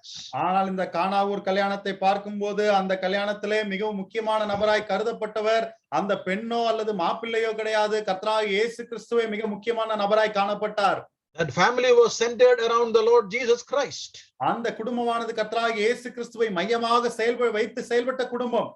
And so the way they began their family life was a Christ-centered or a God-centered family life. அவர்கள் குடும்ப வாழ்க்கை ஆரம்பித்த அந்த விதமானது கிறிஸ்துவை மையமாக கொண்ட ஒரு வாழ்க்கையாக அவர்கள் ஆரம்பித்தார்கள். And in Ephesians 5 we know the apostle Paul makes a beautiful analogy or a comparison between Christ and the church by showing the example of husband and wife. எபேசியர் 5வது அதிகாரத்திலே புருஷன் மனைவியினுடைய உதாரணத்தை மேற்கோள் காட்டி அப்போஸ்தலனாகிய பவுல் கிறிஸ்துவுக்கும் சபைக்கும் இருக்கக்கூடிய உறவை ஒரு அற்புதமான உதாரணமாக காண்பிக்கிறார். So there is a spiritual analogy or an example that is shown through the family. குடும்பங்கள் மூலமாக ஒரு ஆவிக்குரிய முன்மாதிரி அங்கே காண்பிக்கப்படுகிறதை நாம் அங்கே பார்க்கிறோம். That is why it is honorable and respectable. தான் இது கனத்துக்குரிய மரியாதைக்குரிய ஒரு காரியமாக இருக்கிறது. And you see, when you look at all these verses that we highlighted just now, இப்பொழுது நான் உங்களுக்கு மேற்கோள் காட்டினை சொன்ன இந்த வசனங்களை எல்லாம் நீங்கள் கவனிப்பீர்களானால், the most important person, the central person, so to say, in those families or in the family is God himself. இந்த குடும்பங்களில் எல்லாம் இருக்கக்கூடிய மைய நபர் அல்லது நம்முடைய குடும்பத்தில் இருக்கக்கூடிய மைய நபர், முக்கியமான நபர் யார் என்று பார்த்தால் இது கர்த்தராகிய இயேசு கிறிஸ்துதாமே. You cannot have a godly family without God. தேவன் இல்லாமல் தெய்வ பக்தி உள்ள குடும்பத்தை நம்மால் இருக்க முடியாது. See, the word godly itself has God in that word itself. அவை தெய்வ பக்தின்னு சொன்னா அந்த வார்த்தையிலே தெய்வம் இருக்காரு.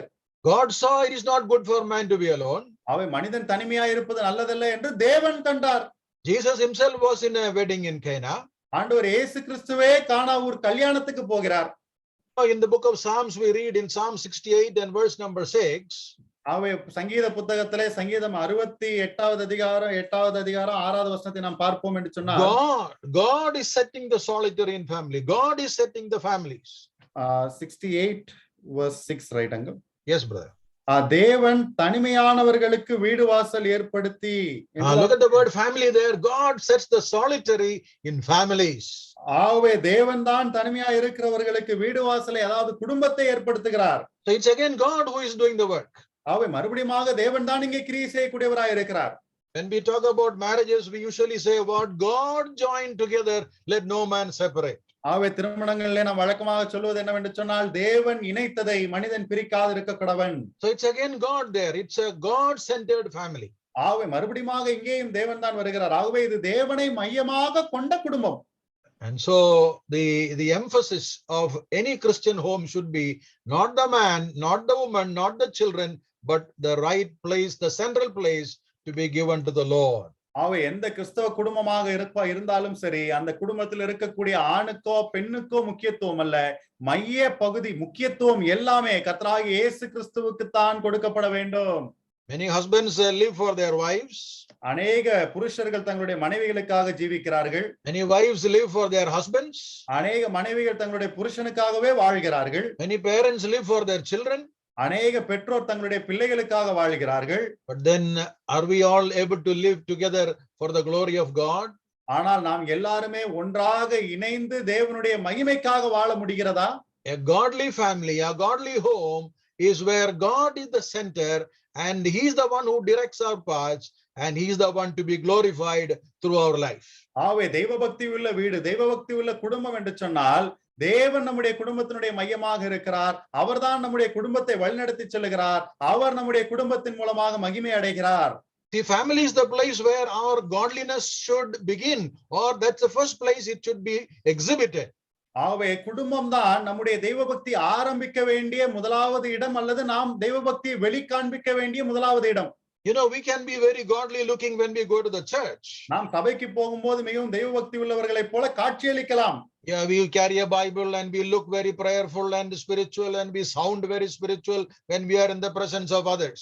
நாம் அங்கே வேதத்தை தூக்கி கொண்டு போவோம். நாம் பார்ப்பதற்கு ஆவிக்குரியவர்களைப் போல இருப்போம். ஆவிக்குரியவர்களைப் போல் பேசுவோம். மற்றவர்கள் முன்பாக நாம் ஆவிக்குரியவர்களைப் போலவே இருப்போம். Hello brother, how are you brother? The way we speak, it looks as if, you know, spirituality is just flowing through your words. ஆவே ஐயோ கர்த்தருக்கு ஸ்தோத்திரம் பிரதர், எப்படி இருக்கீங்க பிரதர்? நம்ம பேசும்போதே அப்படியே நம்முடைய வார்த்தைகள் மூலமாக ஆவிக்குரிய காரியங்கள் அப்படியே பொழிந்தோடுகிறது. But then when we really examine a person in his house, you really know what kind of caliber he has. ஆனால் அந்த நபரை அவருடைய வீட்டிலே நாம் பரிசோதித்து பார்ப்போம் என்று சொன்னால் எத்தன்மை உள்ளவர் என்பதை அப்பொழுது நாம் விளங்கிக் கொள்ளலாம். You know, once a preacher was preaching at the top of his voice about godliness in the person's life. ஒரு முறை ஒரு நபருடைய வாழ்க்கையில் இருக்கக்கூடிய தெய்வ பக்தியை குறித்து ஒரு பிரசங்கியார் தன்னுடைய குரலினுடைய உச்சியிலே அங்கே மேடையில நின்று முழங்கி பிரசங்கித்துக் கொண்டிருந்தார். While he was preaching, his wife walked out of the audience. அவர் அங்கே பிரசங்கித்துக் கொண்டிருக்கும் போது அவருடைய மனைவி திடீரென்று அந்த கூட்டத்திலிருந்து எழுந்து வெளியே போய் விட்டார்கள். Though the preacher was wondering what happened, he continued the message and at the end of it, his wife came back. என்ன நடந்தது என்று சொல்லி இந்த பிரசங்கியார் அங்கே திகைத்துக் கொண்டிருக்கக்கூடிய சூழ்நிலை அவர் பிரசங்கத்தை தொடர்ந்து செய்து கொண்டிருந்தார். பிரசங்கத்தினுடைய முடிவின் போது அவருடைய மனைவி மறுபடியும் திரும்ப வந்தார்கள். And when the wife came back, she was having a box and you know, all the personal utensils and the things of the pastor or the preacher. ஆவே அதுக்கப்புறமா மனைவி வரும்போது அவருடைய கையில ஒரு பெட்டியை வைத்துக் கொண்டிருந்தார்கள். அதுல அந்த பாஸ்டருடைய எல்லா அத்தியாவசிய பொருட்களும் துணிமணி எல்லாம் கொண்டு வந்தார்கள். So this dear pastor asked, "My dear, why did you bring all these things to the church?" அங்கே இந்த அருமையான பாஸ்டர் இந்த அம்மாவை பார்த்து கேட்டார், என்னம்மா ஆச்சு, எதுக்காக இதெல்லாம் சபைக்கு கொண்டு வந்திருக்க? Then the dear wife said, "Yeah, when you are in the church, you are like a holy angel." ஆவே அதற்கு அருமையான அந்த மனைவி சொன்னாங்க, ஐயா நீங்க சபையில இருக்கும் போது ஒரு பரிசுத்த தேவதூதனை போல் இருக்கிறீர். But when you come home, you are like a devil.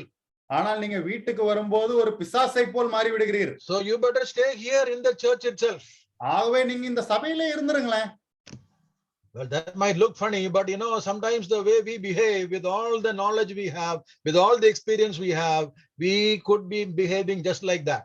ஆக இது வேடிக்கையாக ஒருவேளை இருக்கலாம், ஆனால் நமக்கு இருக்கக்கூடிய எல்லா அறிவோடு அனுபவத்தோடு நாம் நடந்து கொள்ளக்கூடிய விதம் இதே விதமாகத்தான் இருக்கக்கூடிய சாத்தியங்கள் உண்டு. In 1 Timothy chapter 5 and verse number 4, 1 தீமோத்தேயு 5வது அதிகாரம் 4வது வசனத்திலே நாம் வாசிக்கும் போது, though in another context telling about the widow, the apostle Paul says, let them learn first to show piety at home.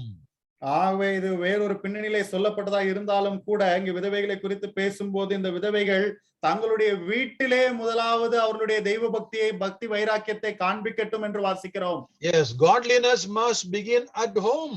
ஆகவே தெய்வ பக்தி என்று சொல்லும் போது அது முதலாவது குடும்பத்திலே ஆரம்பிக்க வேண்டும். Your husband should be able to say how godly you are. உங்களுடைய புருஷன் நீங்கள் எவ்வளவு தெய்வ பக்தி உள்ளவர்கள் என்பதை சொல்ல வேண்டும்.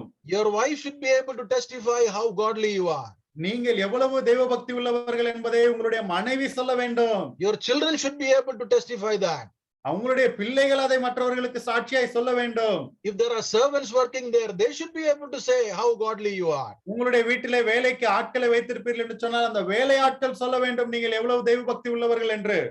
If that is not really there, then I think we have missed the whole, let us say, the truth of the matter regarding a godly family. ஆகவே அந்த காரியம் இல்லை என்று சொன்னால் ஒரு தெய்வ பக்தி உள்ள குடும்பத்தினுடைய முக்கியமான சத்தியத்தை முக்கியமான பகுதியிலே நாம் தவறிவிட்டோம் என்று தான் பொருள். Now, to make this a little more clear, I want to take the life and example of a person who had a family in the Old Testament. ஆகவே இந்த காரியங்களை எல்லாம் இன்னும் தெளிவாக உங்களுக்கு சொல்வதற்கு பழைய ஏற்பாட்டிலே குடும்பத்தோடு ஜீவித்த ஒரு மனிதனுடைய வாழ்க்கையிலிருந்து ஒரு சில காரியங்களை சொல்ல நான் பிரியப்படுகிறேன். It's the familiar example of a man called Enoch in the book of Genesis. ஆகவே ஆதியாகமத்திலே நாம் எல்லாரும் அறிந்திருக்கிற பிரபலமான ஏனோக் என்று சொல்லக்கூடிய அந்த மனிதன் தான். I know now many of you will sit back and say, oh, Enoch, this we have heard so many times, brother. இப்போ உடனே ஒரு சிலர் அப்படியே அவங்க பின்னால சாஞ்சிட்டு ஓ ஏனோக்கோட கதையா இந்த கதையை நாங்க எத்தனையோ வாட்டி கேட்டிருக்கோமே நினைக்கிறீங்க. Okay, anyway, you are sitting and preaching, we will lie down and hear, brother. சரி நீங்க உட்கார்ந்துட்டு பிரசங்கம் பண்ணுங்க நாங்க படுத்துட்டே கேக்குறோம் brother. Anyway, let us though we are familiar with the story, still look at it in a fresh way, and I'm sure the Lord can speak to us, especially in this context. ஆகவே இது ஒரு நாம் எல்லாருக்கும் தெரிந்திருக்கக்கூடிய கதையாக இருந்தாலும் கூட இதில் இருக்கக்கூடிய ஒரு சில புதிய காரியங்களை நாம் இப்பொழுது சிந்திக்கலாம். நாம் ஒரு நல்ல மனப்பான்மையோடு உட்கார்ந்திருக்கும் போது தேவன் நம்மோடு கூட பேசக்கூடியவராக இருக்கிறார். Can we turn to Genesis chapter 5, please? ஆகவே நாம் ஆதியாகமம் 5வது அதிகாரத்துக்கு திருப்பிக் கொள்ளலாமா? And we will read verse number 22 and then verse 24. 22வது வசனத்தையும் 24வது வசனத்தையும் நாம் வாசிக்கலாம். ஏனோக்கு மெத்துசேலாவை பெற்ற பின் 300 வருஷம் தேவனோட சஞ்சரித்துக் கொண்டிருந்து குமாரரையும் குமாரத்திகளையும் பெற்றான். ஏனோக் 24வது வசனம், ஏனோக்கு தேவனோட சஞ்சரித்துக் கொண்டிருக்கையில் காணப்படாமற் போனான், தேவன் அவனை எடுத்துக்கொண்டார். Now the story of Enoch is very familiar, I know, maybe even right from our Sunday school days we have heard this story. அவ ஏனோக்கினுடைய கதை நமக்கு மிகவும் தெரிந்த ஒரு கதை தான். நம்முடைய சண்டே ஸ்கூல் நாட்கள்ல இருந்து இதெல்லாம் நாம் நிறைய முறை கேட்டிருப்போம். But every time I look at this, it speaks to me very fresh, and I thought in this context some thoughts can be shared. ஆகவே ஒவ்வொரு முறை ஆனால் இந்த கதையை நான் படிக்கும் போதும் புத்துணர்ச்சி ஊட்டக்கூடிய சில புதிய காரியங்களை இதிலிருந்து தேவன் எனக்கு வெளிப்படுத்துகிறார். இதுல இருந்து புதிய காரியங்களை உங்களோடு கூட நான் பகிர்ந்து கொள்ளலாம் என்று நான் நினைக்கிறேன். You see, the story of Enoch is a small biography, maybe about 5 or 6 verses maximum, in which his whole story is compressed. ஆகவே ஏனோக்கினுடைய கதையை பார்க்கும்போது அந்த கதை சொல்லியிருக்கிற விதமே ரொம்ப சின்ன கதையா தான் வருது. இதுல 5-6 வசனத்துல அவருடைய முழு வாழ்க்கை கதையும் அவங்க சொல்லிட்டாங்க. Those of us who are familiar know that the next reference we have about Enoch is in Hebrews chapter 11 and verse 4. ஆகவே நம்ம அதுல காரியங்கள் தெரிந்தவர்களுக்கு தெரியும். இதை குறித்து ஏனோக்கை குறித்து பின்னாலே வரக்கூடிய வசனமானது எபிரேயர் 11வது அதிகாரம் 4வது வசனத்திலே தான் வருகிறார். And then the last reference about Enoch is in Jude verse number 14. அதற்கப்புறமாக ஏனோக்கை குறித்த கடைசி வசனமானது யூதா 14வது வசனத்திலே இருக்கிறது. Now what I want you to focus this evening is on the way Enoch walked with God. ஆகவே நான் இந்த மாலை வேளையிலே நீங்கள் கவனிக்க வேண்டிய விஷயமாக கருதுகிறது என்னவென்று சொன்னால் எப்படி தேவனோடு கூட ஏனோக்கு நடந்தார் என்பதை பார்க்க வேண்டும். Look at verse 22, please. 22வது வசனத்தை பாருங்கள். Genesis chapter 5 and verse 22 says, ஆதியாகமம் 5வது அதிகாரம் 22வது வசனம் சொல்லுகிறது, Enoch walked with God after he begat Methuselah. ஏனோக்கு மெத்துசலாவை பெற்ற பின் 300 வருஷம் தேவனோடே சஞ்சரித்துக் கொண்டிருந்தான். You see, so Enoch walked with God after Methuselah was born. ஏனோக்கு மெத்துசலாவை பெற்ற பின் தேவனோடு கூட அவன் சஞ்சரித்துக் கொண்டிருக்கிறான். Methuselah was born when he was 65 years. 65 வயதாக ஏனோக்குக்கு இருக்கும்போது மெத்துசலா பிறக்கிறார். And so those 65 years, it looks like he did not walk with God. ஆகவே இந்த 65 ஆண்டுகள் அங்கே ஏனோக்கு தேவனோடு கூட நடவாததை போல அங்கே காட்சியளிக்கிறது. After 65, maybe he got married and a son was born, and that made an impact upon his life. ஆகவே 65 வருடத்துக்கு பிற்பாடு அவருக்கு ஒருவேளை திருமணம் நடந்திருக்கிறது. அதற்கப்புறமாக ஒரு குமாரன் பிறக்கிறான். அது அவனுடைய வாழ்க்கையிலே ஒரு பெரிய தாக்கத்தை ஏற்படுத்துகிறது. So here is a man who began to walk with God with a family. ஆகவே இங்கே ஒரு மனிதனை பார்க்கிறோம், ஒரு குடும்பத்தோடு கூட இவன் தேவனோடு கூட நடக்க ஆரம்பிக்கிறான். His family was a help to walk with God and never a hindrance to walk with God. ஆகவே இவனுடைய குடும்பமானது இவன் தேவனோடு கூட சஞ்சரிப்பதற்கு நடப்பதற்கு அவனுக்கு உதவியா இருந்ததே தவிர அவனுக்கு அதற்கு தடையாக இல்லை. And so the godliness of Enoch, it spread across his family. So together they were able to walk with God. ஆகவே ஏனோக்கினுடைய தெய்வ பக்தி அவருடைய குடும்பத்தார் எல்லாருக்கும் அங்கே பரவினது. ஆகவே ஒன்றாக எல்லாரும் சேர்ந்து அவர்கள் நடந்தார்கள். How is our family? ஆகவே நம்முடைய குடும்பம் எப்படி இருக்கிறது? Maybe before we became family men, we lived as we like. ஆகவே குடும்பம் ஆரம்பிப்பதற்கு முன்பாக நம்ம இஷ்டப்படி நாம் விரும்பினபடி எல்லாம் நாம் வாழ்ந்து கொண்டிருந்தோம். Or we were very godly. There was many young people before the marriage, they were very godly, but afterwards, they say, brother, now we got married, so not able to concentrate, and things are going wayward. இல்லை என்று சொன்னால் வேறு விதமாக கூட இது இருக்கலாம். ஒரு சில வாலிபர்களை பார்க்கும்போது திருமணத்திற்கு முன்பாக அவர்கள் தெய்வ பக்தி உள்ளவர்களாக உற்சாகமாக இருக்கிறார்கள். திருமணத்துக்கு பிற்பாடு சொல்லுகிறார்கள், இல்ல பிரதர், இப்ப எனக்கு குடும்பம் வந்துருச்சு, எனக்கு ஏகப்பட்ட வேலை இருக்கு, இப்போ அந்த மாதிரி எல்லாம் என்னால இருக்க முடியலன்னு சொல்றாங்க. For them, family has become a burden or a hindrance for walking with God. ஆகவே அப்படிப்பட்டவர்களுக்கு பார்க்கும்போது குடும்பம் ஒரு பாரமாக அல்லது தேவனோடு கூட அவர்கள் நடப்பதற்கு ஒரு தடையாக அது மாறி போயிருக்கிறது. Now here is an example of a man who was able to walk with God for 300 years and his family was right there. ஆனால் இங்கே ஒரு மனிதனுடைய முன்மாதிரியை நாம் பார்க்கும்போது 300 வருஷம் இவனால் தேவனோடு கூட சஞ்சரிக்க முடிகிறது, நடக்க முடிகிறது. இவனுடைய குடும்பம் அவனோடு கூடவே தான் இருக்கிறது. Now let me pause for a minute just to find out what actually it is to walk with God. ஆகவே ஒரு நிமிடம் இங்கே நிறுத்தி தேவனோடு கூட நடத்தல், சஞ்சரித்தல் என்றால் உண்மையிலே அதனுடைய அர்த்தம் என்ன என்பதை முதலாவது சிந்திக்கணும். We are talking about a godly home. A godly home is a family that really walks with God. ஆகவே தெய்வ பக்தி உள்ள ஒரு குடும்பத்தை குறித்து நாம் பார்க்கிறோம். தெய்வ பக்தி உள்ள குடும்பம் என்று சொன்னால் தேவனோடு கூட நடக்கக்கூடிய குடும்பம் தான் தெய்வ பக்தி உள்ள குடும்பம். You see, the first time we read about walk in the Bible is in Genesis chapter 3. ஆகவே இங்கே நடத்தல் என்கிற அந்த காரியத்தை குறித்து நாம் ஆதியாகமம் 3ஆம் அதிகாரத்திலே வேத புத்தகத்திலே பார்க்க முடியும். In verse 8 of Genesis 3 it says, they heard the voice of God walking in the garden. ஆகவே இங்கே 8வது வசனத்திலே நாம் பார்க்கும்போது தேவன் தோட்டத்திலே உலாவுகிற அந்த சத்தத்தை அவர்கள் கேட்டார்கள் என்று வாசிக்கிறோம். God was walking in the garden. தேவன் அங்கே தோட்டத்திலே அங்கே நடந்து கொண்டிருக்கிறார். Here it is Enoch walking with God. அவ இந்த இடத்துல பார்க்கும்போது ஏனோக்கு தேவனோடு கூட நடக்கிறார். First we are seeing God walking with man. முதலாவது நாம் பார்க்கிறோம் தேவன் மனிதனோடு கூட நடக்கிறார். And here we see about man trying to walk with God. அவ இந்த இடத்துல பார்க்கும்போது மனிதன் தேவனோடு கூட நடக்க முயற்சிக்கிறான். And you see later on as you proceed in the later chapters, we don't read of anybody walking with God except Noah, and so the gap between God and man has widened. அதற்கப்புறமா தொடர்ந்து வரக்கூடிய வேத பகுதிகளை எல்லாம் நாம் வாசிக்கும் போது யாருமே தேவனோடு கூட நடக்கிறதாக நாம் வாசிக்கவில்லை. நோவாவை குறித்து மட்டும் வாசிக்கிறோம். அதாவது பொதுவாகவே தேவனுக்கும் மனிதனுக்கும் இடையே இருக்கக்கூடிய அந்த இடைவேளை அதிகரித்ததை பார்க்க முடிகிறது. Sin had increased and multiplied. பாவம் அங்கே பெருகி அதிகரித்து விட்டது.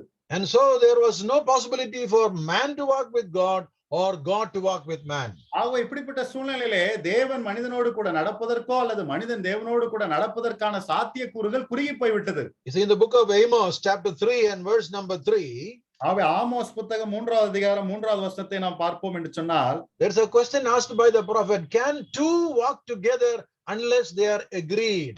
ஆகவே அங்கே தீர்க்கதரிசியிடத்துல ஒரு கேள்வி கேட்கப்படுகிறது. 2 பேர் சம்மதிக்காமல் அவர்கள் இருவரும் ஒன்றாக நடக்க முடியுமா? Yeah, that means is it possible? No, not at all. If there is no agreement between the two, you cannot walk together. அப்படி என்று சொன்னால் சாத்தியமா என்று சொன்னால் சாத்தியமே கிடையாது. இரண்டு பேரும் ஒத்துக்கொள்ளவில்லை, இசைந்து நடக்கவில்லை என்று சொன்னால் ஒன்றாக நடக்கவே முடியாது.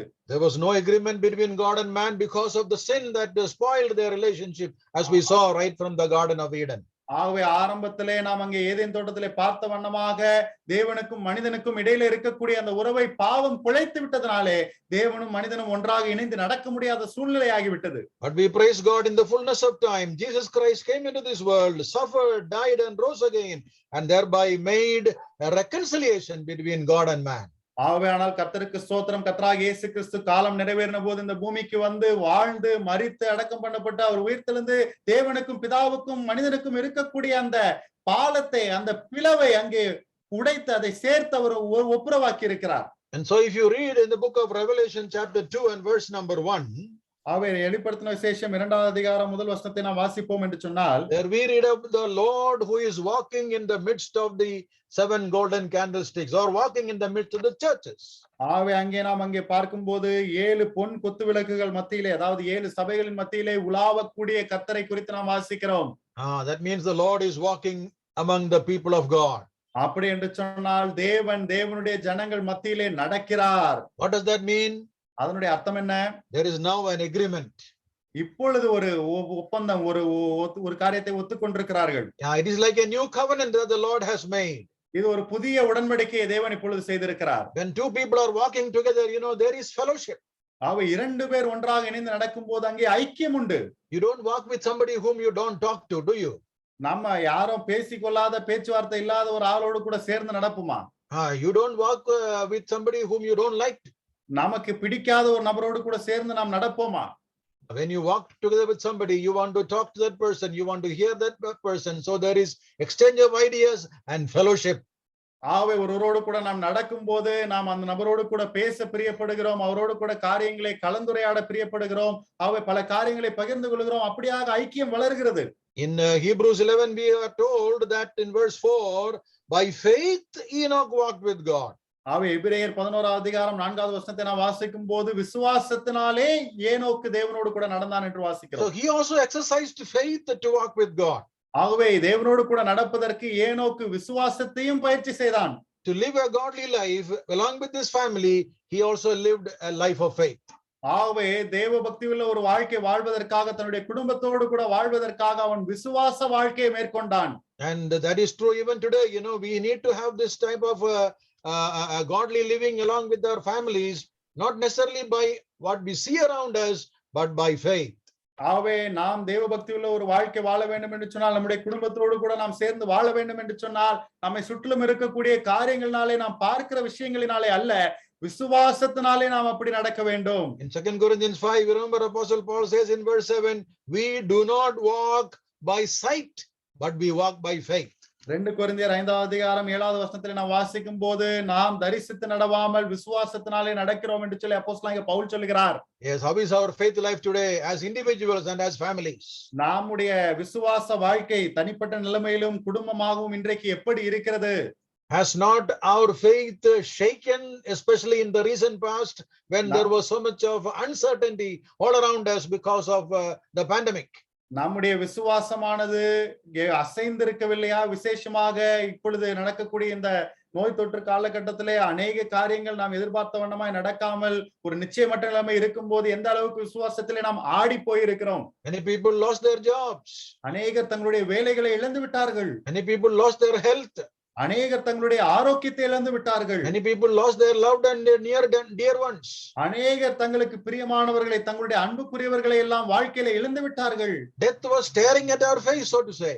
ஆகவே மரணம் நம்முடைய முகத்துக்கு முன்பாக அங்கே பயங்கரமாக அங்கே ஆடிக்கொண்டிருக்கிறது. I'm sure the place of faith was taken over by fear. ஆகவே அங்கே விசுவாசம் நம்முடைய வாழ்க்கையில இருந்து போய்விட்டு அங்கே பயம் வந்து நம்முடைய வாழ்க்கையை நிரப்பி விட்டது. Yes, true, we are all believers, but still often we are captured by fear. உண்மைதான், நாம் எல்லாரும் விசுவாசிகள் தான், ஆனாலும் கூட அடிக்கடி நாம் அங்கே பயத்தினாலே பிடிக்கப்படுகிறோம். And I think the best prayer we can make in situations like that is a prayer that the apostle made to the Lord Jesus Christ. இப்படிப்பட்ட சூழ்நிலைகள் எல்லாம் நாம் செய்யக்கூடிய மிகச் சிறப்பான ஜெபமாக எது இருக்கும் என்று சொன்னால், அப்போஸ்தலர்கள் தேவனாகிய கர்த்தராகிய இயேசு கிறிஸ்துவிடத்திலே ஜெபித்த அந்த ஜெபம்தான். Luke chapter 17 and verse number 5, this is what the apostles prayed. லூக்கா 17வது அதிகாரம் 5வது வசனம், இதைத்தான் அப்போஸ்தலர்கள் ஜெபித்தார்கள். Lord, increase our faith. ஆண்டவரே எங்களுடைய விசுவாசத்தை வர்த்திக்க பண்ணும். If that prayer had to be made by the apostles, how much more today you and me have to make that prayer, especially in the surrounding circumstances. அன்றைக்கு அப்போஸ்தலர்களே இப்படிப்பட்ட ஒரு ஜெபத்தை பண்ண வேண்டிய நிர்பந்தம் ஏற்பட்டிருக்க வேண்டும் என்று சொன்னால், இன்றைக்கு இப்படிப்பட்ட சூழ்நிலையிலே வாழக்கூடிய நாம் எவ்வளவு அதிகமாக இந்த ஜெபத்தை செய்ய வேண்டும். Lord, increase our faith. ஆண்டவரே எங்களுடைய விசுவாசத்தை வர்த்திக்க பண்ணும். We do not want to walk by sight. நாங்கள் தரிசித்து நடக்க விரும்பவில்லை. We want to walk by faith and please you. நாங்கள் விசுவாசத்தினாலே நடந்து உம்மை பிரியப்படுத்த விரும்புகிறோம். Coming back to Genesis 5, on the walk of Enoch, we understand that he walked with God. ஆகவே அது மறுபடியும் ஆதியாகமம் 5வது அதிகாரத்துக்கு வரும்போது, ஏனோக்கினுடைய வாழ்க்கைக்கு வரும்போது அவன் தேவனோடு கூட சஞ்சரித்தான். In other words, he walked in the very steps of the Lord. மறுவார்த்தைகளிலே சொல்ல வேண்டும் என்று சொன்னால், தேவன் எடுத்து வைக்கக்கூடிய அடியும் அவன் எடுத்து வைக்கக்கூடிய அடியும் ஒரே விதமாய் இசைந்து காணப்பட்டது. He understood the very mind of God. தேவனுடைய மனதை அவன் நன்றாய் புரிந்தவனாய் காணப்பட்டான். See, it doesn't say he walked before God or behind God. தேவனுக்கு முன்பாக அவன் நடந்து போனான் அல்லது தேவனுக்கு பின்னாடி நடந்து வந்தான் என்று அங்கே சொல்லப்படவில்லை. Sometimes it is possible, when people walk together, you can either go before or go behind. சில நேரத்துல பாருங்கள், அங்கே ஆட்கள் ஒன்றாக 2 பேர் நின்று சேர்ந்து நடந்து போகும்போது ஒருத்தர் முன்னாடி நடப்பாரு, இல்ல இன்னொருத்தர் பின்னாடி கூட வருவாரு. Sometimes it happens when we go as families also, is it not? சில நேரத்துல நம்ம குடும்பமாக ஒண்ணா வெளியே போகும்போது கூட இப்படிதான் நடக்கும் இல்லையா? Sometimes the husband will go in the front and the wife will come behind. ஆவே ஒரு சில நேரங்கள்ல புருஷன் அங்க முன்னாடி வேகமா போவாரு, மனைவி பின்னாடி ஓடியாருவாங்க. You might say, brother, that is in the olden days. Nowadays wives will go first, brother. We are coming behind. நீங்க ஒருவேளை சொல்லலாம், அதெல்லாம் அந்த காலம் பிரதர், இந்த காலத்துல மனைவி தான் முன்னாடி போவாங்க, நாங்க தான் பின்னாடி ஓடியாரோம். But when a foreigner who came to India, he saw one couple was walking like that. ஆவே ஒரு வெளிநாட்டுக்காரர் இந்தியாவுக்கு வந்தபோது ஒரு தம்பதியினர் இப்படியாக நடக்கிறதை அவர் கண்டார். Husband was walking in the front and the wife was lagging behind a bit. ஆவே அங்கே புருஷன் முன்னாடி வேகமாக நடந்து போய் கொண்டிருந்தார், மனைவி பின்னாடி அங்கே கொஞ்சம் பொறுமையா நடந்து வராங்க. This foreigner, he wanted to sort of belittle this couple and say, why you are doing like that? In our country, it's not like that. We allow the ladies to go in the front. ஆவே அந்த வெளிநாட்டுக்காரர் அங்கே இந்த தம்பதியினரை அங்கே கேலி செய்யும் விதமாக அவர் கூப்பிட்டு சொன்னார், ஏன் நீங்கள் இப்படி செய்கிறீர்கள்? எங்களுடைய நாட்டிலே பெண்கள் முன்னாடி நடப்பதற்கு தான் நாங்கள் அனுமதிப்போம் என்று சொன்னார். So this Indian brother, he felt a little offended and he thought for a while and he gave him a good answer. இந்த இந்திய சகோதரனுக்கு அவருக்கு கொஞ்சம் கடுப்பாயிட்டு கொஞ்ச நேரம் யோசிச்சுட்டு அவருக்கு இப்படியா பதில் சொன்னாரு. He said, yes brother, I know in your country you are not sure whether your wife will come behind, so you have to keep her in the front.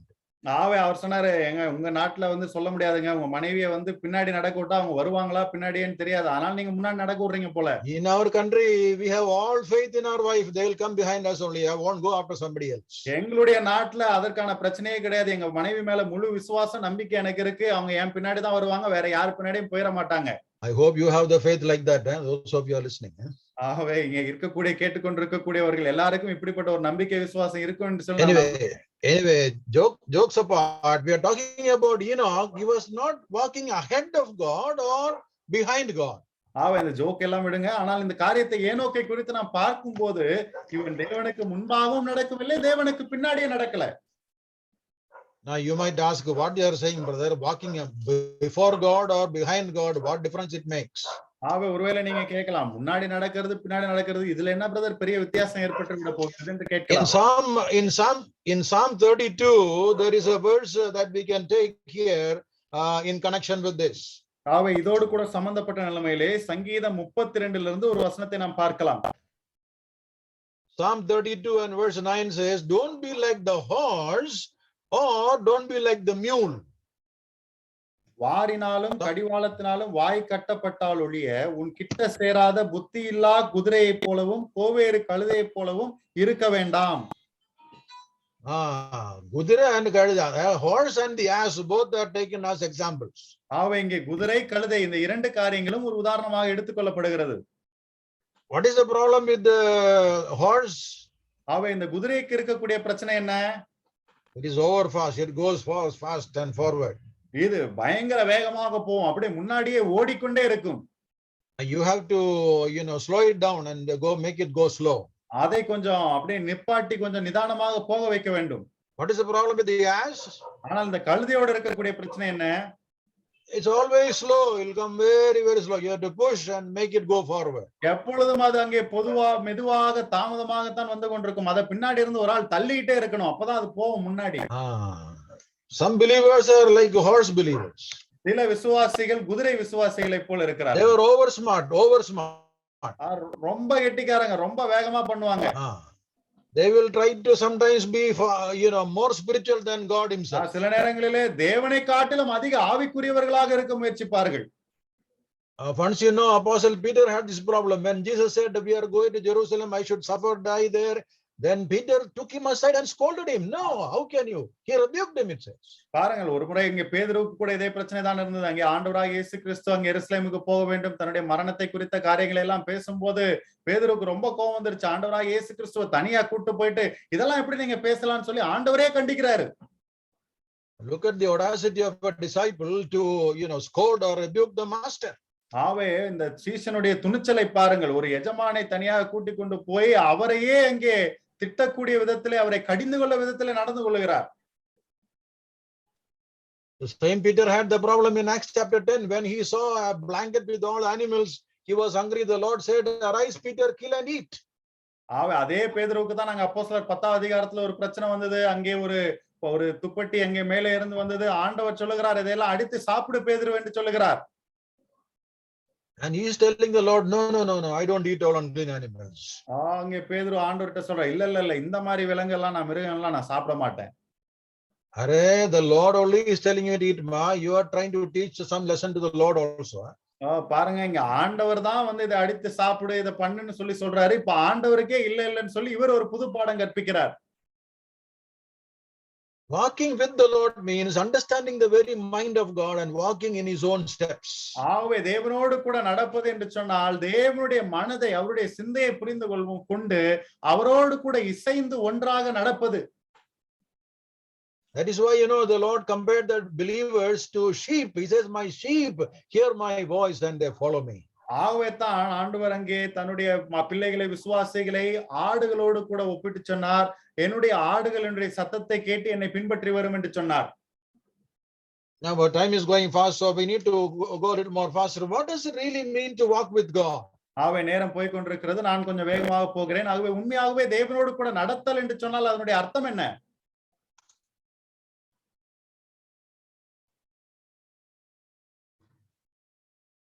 Surendran, I think you are getting cut in between. Yes, uncle. I think your signal is dropping. My signal is on. Oh, okay. You're not able to hear me? Yeah, now I can hear. Yeah. Okay. Now, if you look at Hebrews chapter 11, verse 4. எபிரேயர் 11ஆம் அதிகாரம் 4வது வசனத்தை நாம் பார்க்கும்போது, let's read that. Hebrews 11:4, please. எபிரேயர் 11ஆம் அதிகாரம் 4வது வசனத்தை நான் வாசிக்கிறேன். எபிரேயர் 11:4, விசுவாசத்தினாலே ஆபேல் காயினுடைய பலியிலும் மேன்மையான பலியை தேவனுக்கு செலுத்தினான். No, sorry, verse 5, brother. Sorry, verse 5. எபிரேயர் 11ஆம் அதிகாரம் 5வது வசனம், விசுவாசத்தினாலே ஏனோக்கு மரணத்தை காணாதபடிக்கு எடுத்துக்கொள்ளப்பட்டான். தேவன் அவனை எடுத்துக்கொண்டபடினாலே அவன் காணப்படாமற் போனான். அவன் தேவனுக்கு பிரியமானவன் என்று அவன் எடுத்துக்கொள்ளப்படுவதற்கு முன்னமே சாட்சி பெற்றான். There is the testimony that was left behind when he was taken away from this world. ஆகவே இந்த உலகத்தை விட்டு அவன் கடந்து போன போது, எடுத்துக்கொள்ளப்பட்ட போது அவனுக்கு பின்பாக அவனை குறித்த ஒரு சாட்சி இங்கே சொல்லப்பட்டிருக்கிறது. What is that testimony? அது என்ன சாட்சி? He pleased God. அவன் தேவனை பிரியப்படுத்தினான். What else does a person require in this whole world? இந்த உலகத்திலே ஒரு மனிதனுக்கு இதை காட்டிலும் பெரிய காரியம் வேறு என்ன வேண்டும்? As a husband, he was a God pleasing man. ஒரு புருஷன் என்கிற நிலைமையில இவன் தேவனுக்கு பிரியமான ஒரு மனுஷனாய் காணப்பட்டான். As a father, he was a God pleasing man. ஒரு தகப்பன் என்கிற ஸ்தானத்திலே தேவனுக்கு பிரியமாய் அவன் நடந்து கொண்டான். He was able to live a God pleasing family life. ஒரு தேவனுக்கு பிரியமான குடும்ப வாழ்க்கை அவனால் வாழ முடிந்தது. Beloved, to walk with God doesn't mean we have to live somewhere in the air or some Himalayas and go and do meditation. Live here, but live a God pleasing life. ஆகவே அருமையானவர்களே, தேவனுக்கு பிரியமான வாழ்க்கை வாழ வேண்டும் என்று சொன்னால் ஏதோ ஒரு மலை பகுதிக்கோ இமயமலைக்கோ போக வேண்டிய அவசியம் இல்லை. நாம் இருக்கிற இடத்திலே உள்ளபடியே தேவனுக்கு பிரியமான வாழ்க்கை நம்மால் வாழ முடியும்.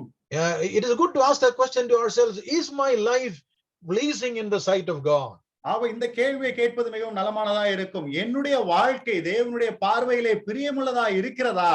As a family, as a husband, as a wife, as children, am I pleasing in the sight of God? ஆகவே ஒரு குடும்பமாக, ஒரு புருஷனாக, மனைவியாக, ஒரு பிள்ளையாக தேவனுடைய பார்வையிலே நான் பிரியமாய் இருக்கிறேனா? See, today a lot of things we do and say to get the pleasing or the favor of men. ஆகவே பாருங்கள், இன்றைக்கு நாம் மனிதர்களுக்கு பிரியமாய் நடக்க வேண்டும், அவர்களை பிரியப்படுத்த வேண்டும் என்று அநேக காரியங்களை செய்கிறோம், பேசுகிறோம். The husband tries to please the wife tries to please the husband and the children, and vice versa. Well, I'm not saying we should not please them, but our priority is to live a God-pleasing life. ஆகவே இன்னைக்கு புருஷன் மனைவியை பிரியப்படுத்த பார்க்கிறார், மனைவி புருஷனை பிரியப்படுத்த பார்க்கிறார்கள், பிள்ளைகளை பிரியப்படுத்த பார்க்கிறார்கள். இதெல்லாம் தப்புன்னு நான் சொல்லல. ஆனால் நம்முடைய முன்னுரிமை, முக்கியத்துவம் தேவனை பிரியப்படுத்தக்கூடிய காரியத்துல இருக்க வேண்டும். Remember in Galatians 1 verse 9, Apostle Paul says, if I try to please men, I do not want to be the servant of Christ. ஆகவே நாம் இங்கே கலாத்தியர் 1:9 நாம் வாசிக்கும் போது அப்போஸ்தலனாகிய பவுல் சொல்லுகிறார், நான் மனிதனை பிரியப்படுத்த நினைப்பேன் என்றால் நான் கிறிஸ்துவுக்கு ஊழியக்காரனாய் இருக்க விரும்பவில்லை என்று சொல்லுகிறார். Now you see, the life of Enoch was quite short. He lived only for 365 years. அவங்க ஏனோக்கினுடைய வாழ்க்கை பார்க்கும்போது இது சற்று குறுகின வாழ்க்கை தான். அவர் 365 ஆண்டுகள் மட்டுமே வாழ்கிறார். If you come back to Genesis 5, you know, his father Jared lived 962 years. ஆதியாகமம் 5வது அதிகாரத்துக்கு நாம் வருவோம் என்று சொன்னால் அவருடைய தகப்பனா இருக்கக்கூடியவர் அங்கே 962 ஆண்டுகள் வசித்தார். That's on verse 20, okay? 20வது வசனத்துல இருக்கிறது. And verse 27 says Methuselah lived 969. Well, that's the longest. ஆகவே இங்க 27வது வசனத்தை நாம் வாசிக்கும் போது மெத்துசலா 969 வருஷம் வாழ்ந்தான் என்று வாசிக்கிறோம். அதுதான் அங்கே நீண்ட வாழ்க்கை. All 900s. Enoch lived only 365.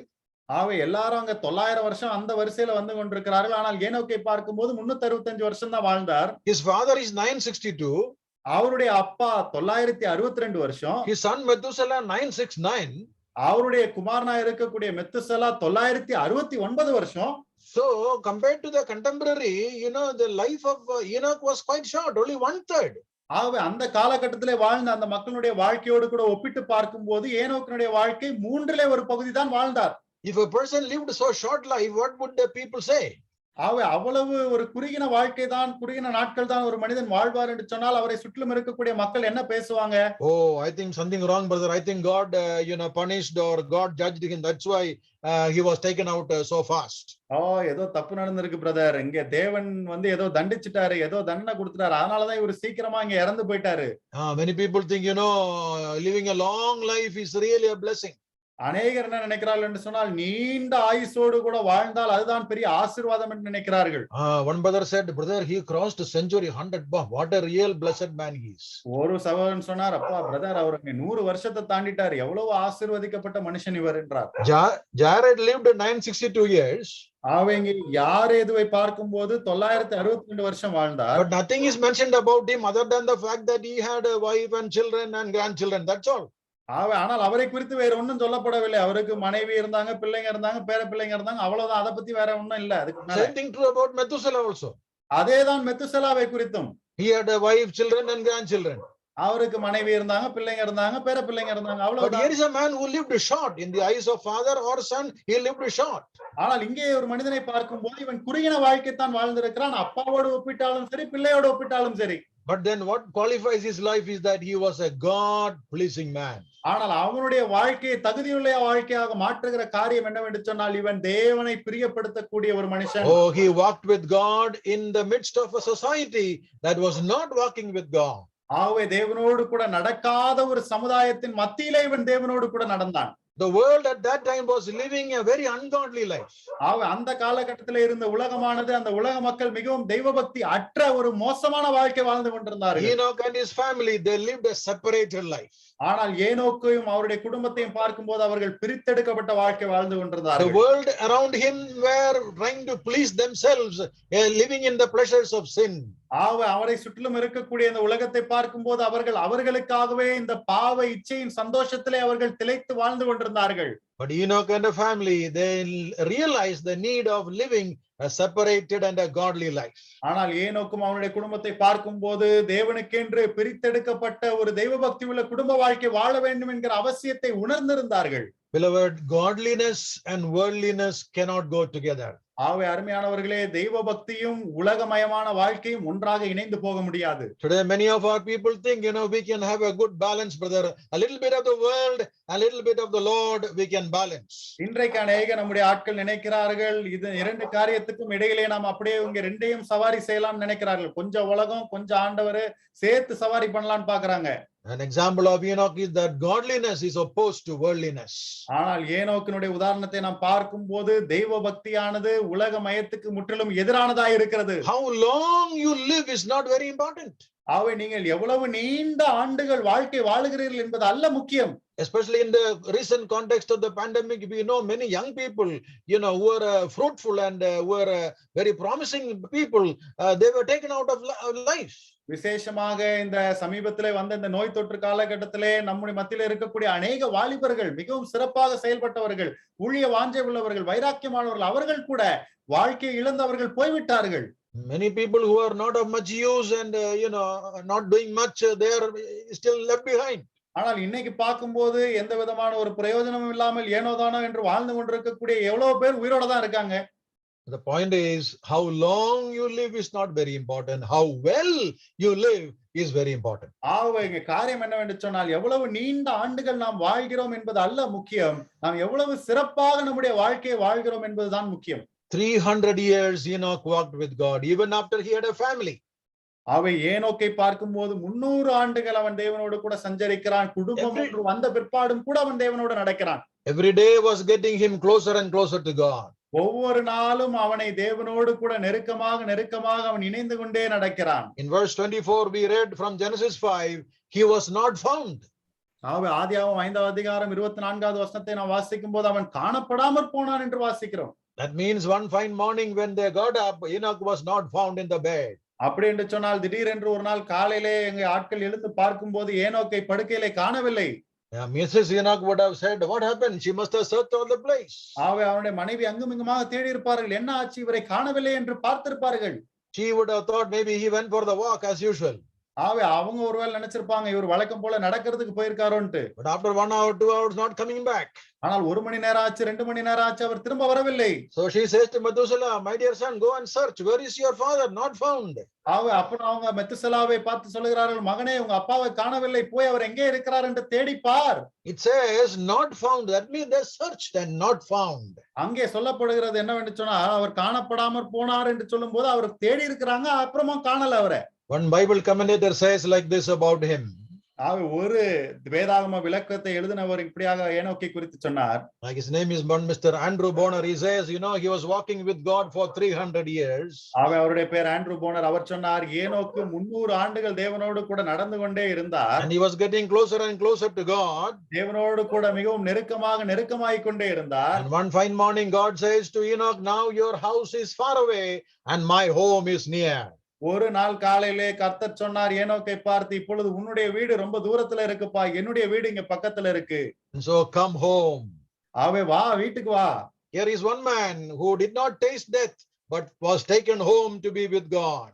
அங்கே இங்கே ஒரு மனிதனை பார்க்கிறோம், இவன் மரணத்தை ருசிக்கவில்லை, ஆனால் தேவனோடு கூட தேவனுடைய வீட்டுக்கு எடுத்துக்கொள்ளப்பட்டார். Here in the book of Genesis chapter 5, it is usually called as the obituary chapter of the Bible. ஆவே ஆதியாகமம் 5ஆம் அதிகாரத்தை பொதுவாகவே மரண செய்தியினுடைய அதிகாரம் என்று தான் சொல்வார்கள். Everyone beginning with Adam all died. Everybody died except here is one man who did not die. He was taken up in rapture, so to say. ஆவே இந்த அதிகாரத்தினுடைய வசனங்களை வரிசையாக வாசித்துக் கொண்டிருப்போம் என்று சொன்னால், இவன் மரித்தான், அவன் மரித்தான் என்று வந்து கொண்டே இருக்கும். ஆனால் ஏனோக்குக்கு வரும்போது அவன் மரிக்கவில்லை, அவன் காணப்படாமற் போனான், எடுத்துக்கொள்ளப்பட்டான். If the Lord comes today, we also will not die, but we shall all be taken up. ஆனால் கர்த்தர் ஒருவேளை இன்றைக்கு வருவார் என்று சொன்னால், நாமும் கூட மரிக்க போகிறதில்லை, நாமும் கூட எடுத்துக்கொள்ளப்படுவோம். We will also hear that sound and calling of the Lord, come home.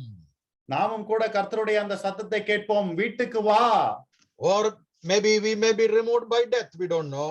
இல்லை என்று சொன்னால் ஒருவேளை மரணத்தினால் நாம் அகற்றப்படுவோம், அப்படியும் இருக்கலாம், நமக்கு தெரியாது. But the question I want to leave with you before I wind up is, what testimony will you leave behind as an individual and as a family? ஆனால் நான் முடிப்பதற்கு முன்பாக நான் உங்களிடத்துல விட்டு போக விரும்புகிற இந்த கேள்வி என்னவென்று சொன்னால், ஒரு தனிப்பட்ட நபராக, ஒரு குடும்பமாக எப்படிப்பட்ட சாட்சியை நீங்கள் பின்னாலே விட்டு செல்கிறீர்கள்? What testimony Enoch left behind? எப்படிப்பட்ட சாட்சியை ஏனோக்கு விட்டுட்டு போனாரு? He pleased God. அவன் தேவனை பிரியப்படுத்தினான். Is my life God pleasing? என்னுடைய வாழ்க்கை தேவனுக்கு பிரியமா இருக்கிறதா? Is the ultimate aim of my life to live a God pleasing life? தேவனுக்கு பிரியமான ஒரு வாழ்க்கை வாழ்வதுதான் என்னுடைய வாழ்க்கையினுடைய முக்கிய குறிக்கோளா இருக்கிறதா? Why do I do or why do I say the things that I do or say? நான் பேசுகிற இந்த காரியங்களை, நான் செய்கிற இந்த காரியங்களை நான் எதற்காக செய்கிறேன்? Is it to please men? மக்களை Is பிரியப்படுத்துவதற்காகவா? it to get the approval of men? மனிதர்களுடைய அங்கீகாரம் நமக்கு கிடைக்க வேண்டும் என்பதற்காகவா? Or are we trying to get the approval and the recommendation of the Lord? இல்லை என்று சொன்னால் தேவனுடைய அங்கீகாரமும் தேவனுடைய பாராட்டும் நமக்கு கிடைக்க வேண்டும் என்பதற்காகவா? Well, definitely to walk with God is to live a God pleasing life. ஆகவே நிச்சயமாகவே தேவனோடு கூட நடத்தல் என்று சொன்னால் தேவனுக்கு பிரியமான வாழ்க்கை வாழ்வது. Godliness and worldliness cannot go together. ஆகவே தெய்வ பக்தியும் உலக காரியங்களும் ஒன்றாக இணைந்து போகவே முடியாது. Your family and my family should be a help to walk with God and not a hindrance. ஆகவே உங்களுடைய குடும்பமும் என்னுடைய குடும்பமும் நாம் தேவனோடு கூட நடப்பதற்கு நமக்கு உதவியாக இருக்க வேண்டுமே அல்லாமல் ஒருபோதும் தடையாக இருந்துவிடக் கூடாது. Enoch was able to walk with God by faith. ஏனோக்கு விசுவாசத்தினாலே தேவனோடு கூட நடக்க முடிந்தது. In this day and age also we need lot of faith to walk in this unfavorable and uncertain world. இந்த நாளிலும் இந்த காலகட்டத்திலும் கூட இந்த உலகத்தினுடைய சூழ்நிலை நிச்சயமற்றதா இருக்கிறது. அதிக விசுவாசத்தோடு கூட நாம் வாழ வேண்டியவர்களா இருக்கிறோம். Let us repeat the same prayer that the apostles of old said, Lord, increase our faith. ஆகவே அப்போஸ்தலர் ஜெபித்த அதே ஜெபத்தை நாமும் கூட செய்வோமாக. ஆண்டவரே எங்களுடைய விசுவாசத்தை வர்த்திக்க பண்ணும். To live a God pleasing life is not an easy work. ஆகவே தேவனுக்கு பிரியமான வாழ்க்கை வாழ்வது ஒரு எளிமையான காரியம் அல்ல. We need the grace of God. நமக்கு தேவனுடைய கிருபை அவசியம். We need the wisdom of God. தேவனுடைய ஞானம் நமக்கு வேண்டும். We need the word of God. தேவனுடைய வார்த்தை நமக்கு வேண்டும். Let us use all these methods and these things which are available so that we can live a God pleasing family life. ஆகவே நமக்கு இருக்கக்கூடிய இந்த காரியங்கள் எல்லாவற்றையும் நாம் பயன்படுத்தி தேவனை பிரியப்படுத்தக்கூடிய ஒரு குடும்ப வாழ்க்கை வாழ்வோமாக. May our lives be God centered and God glorifying. ஆகவே நம்முடைய வாழ்க்கையானது தேவனை மையமாக கொண்டதாயும் தேவனை மகிமைப்படுத்தக்கூடியதாயும் இருப்பதாக. May the Lord bless these words for our hearts. God willing, we will continue this subject tomorrow as the Lord allows. தேவன் தாமே இந்த வார்த்தைகளை நம்முடைய இருதயத்துக்கு ஆசீர்வாதம் தருவாராக. தேவன் அனுமதிக்கிற வண்ணமாக நாளைக்கு இதே பாடத்தை நாம் தொடர்ந்து படிக்கலாம். Thank you and God bless you. நன்றி. கர்த்தர் உங்களை ஆசீர்வதிப்பாராக. Amen. ஆமென்.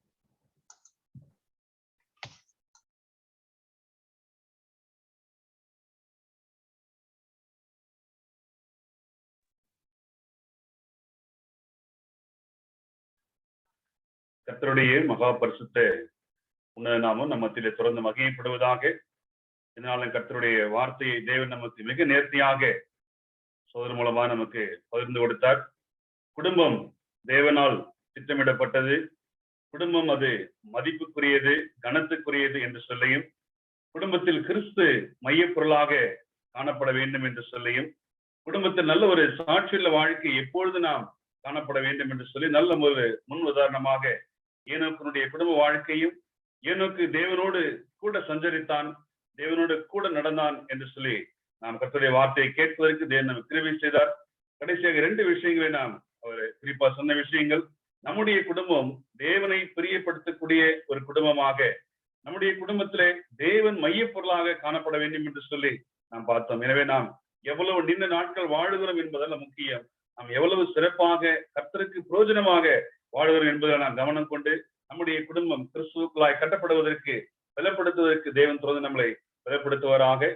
நாம் கர்த்தருடைய வார்த்தையை கேட்டதுக்கு நன்றி செலுத்துவனமாக துறையூரிலே ஊழியம் செய்யக்கூடிய சகோதரர் ராஜா எம் சிமியோன் அவர்கள் இப்பொழுது நம்மளை ஜெபத்திலே வழிநடத்துவார்கள். Over to Brother Raja M Simeon.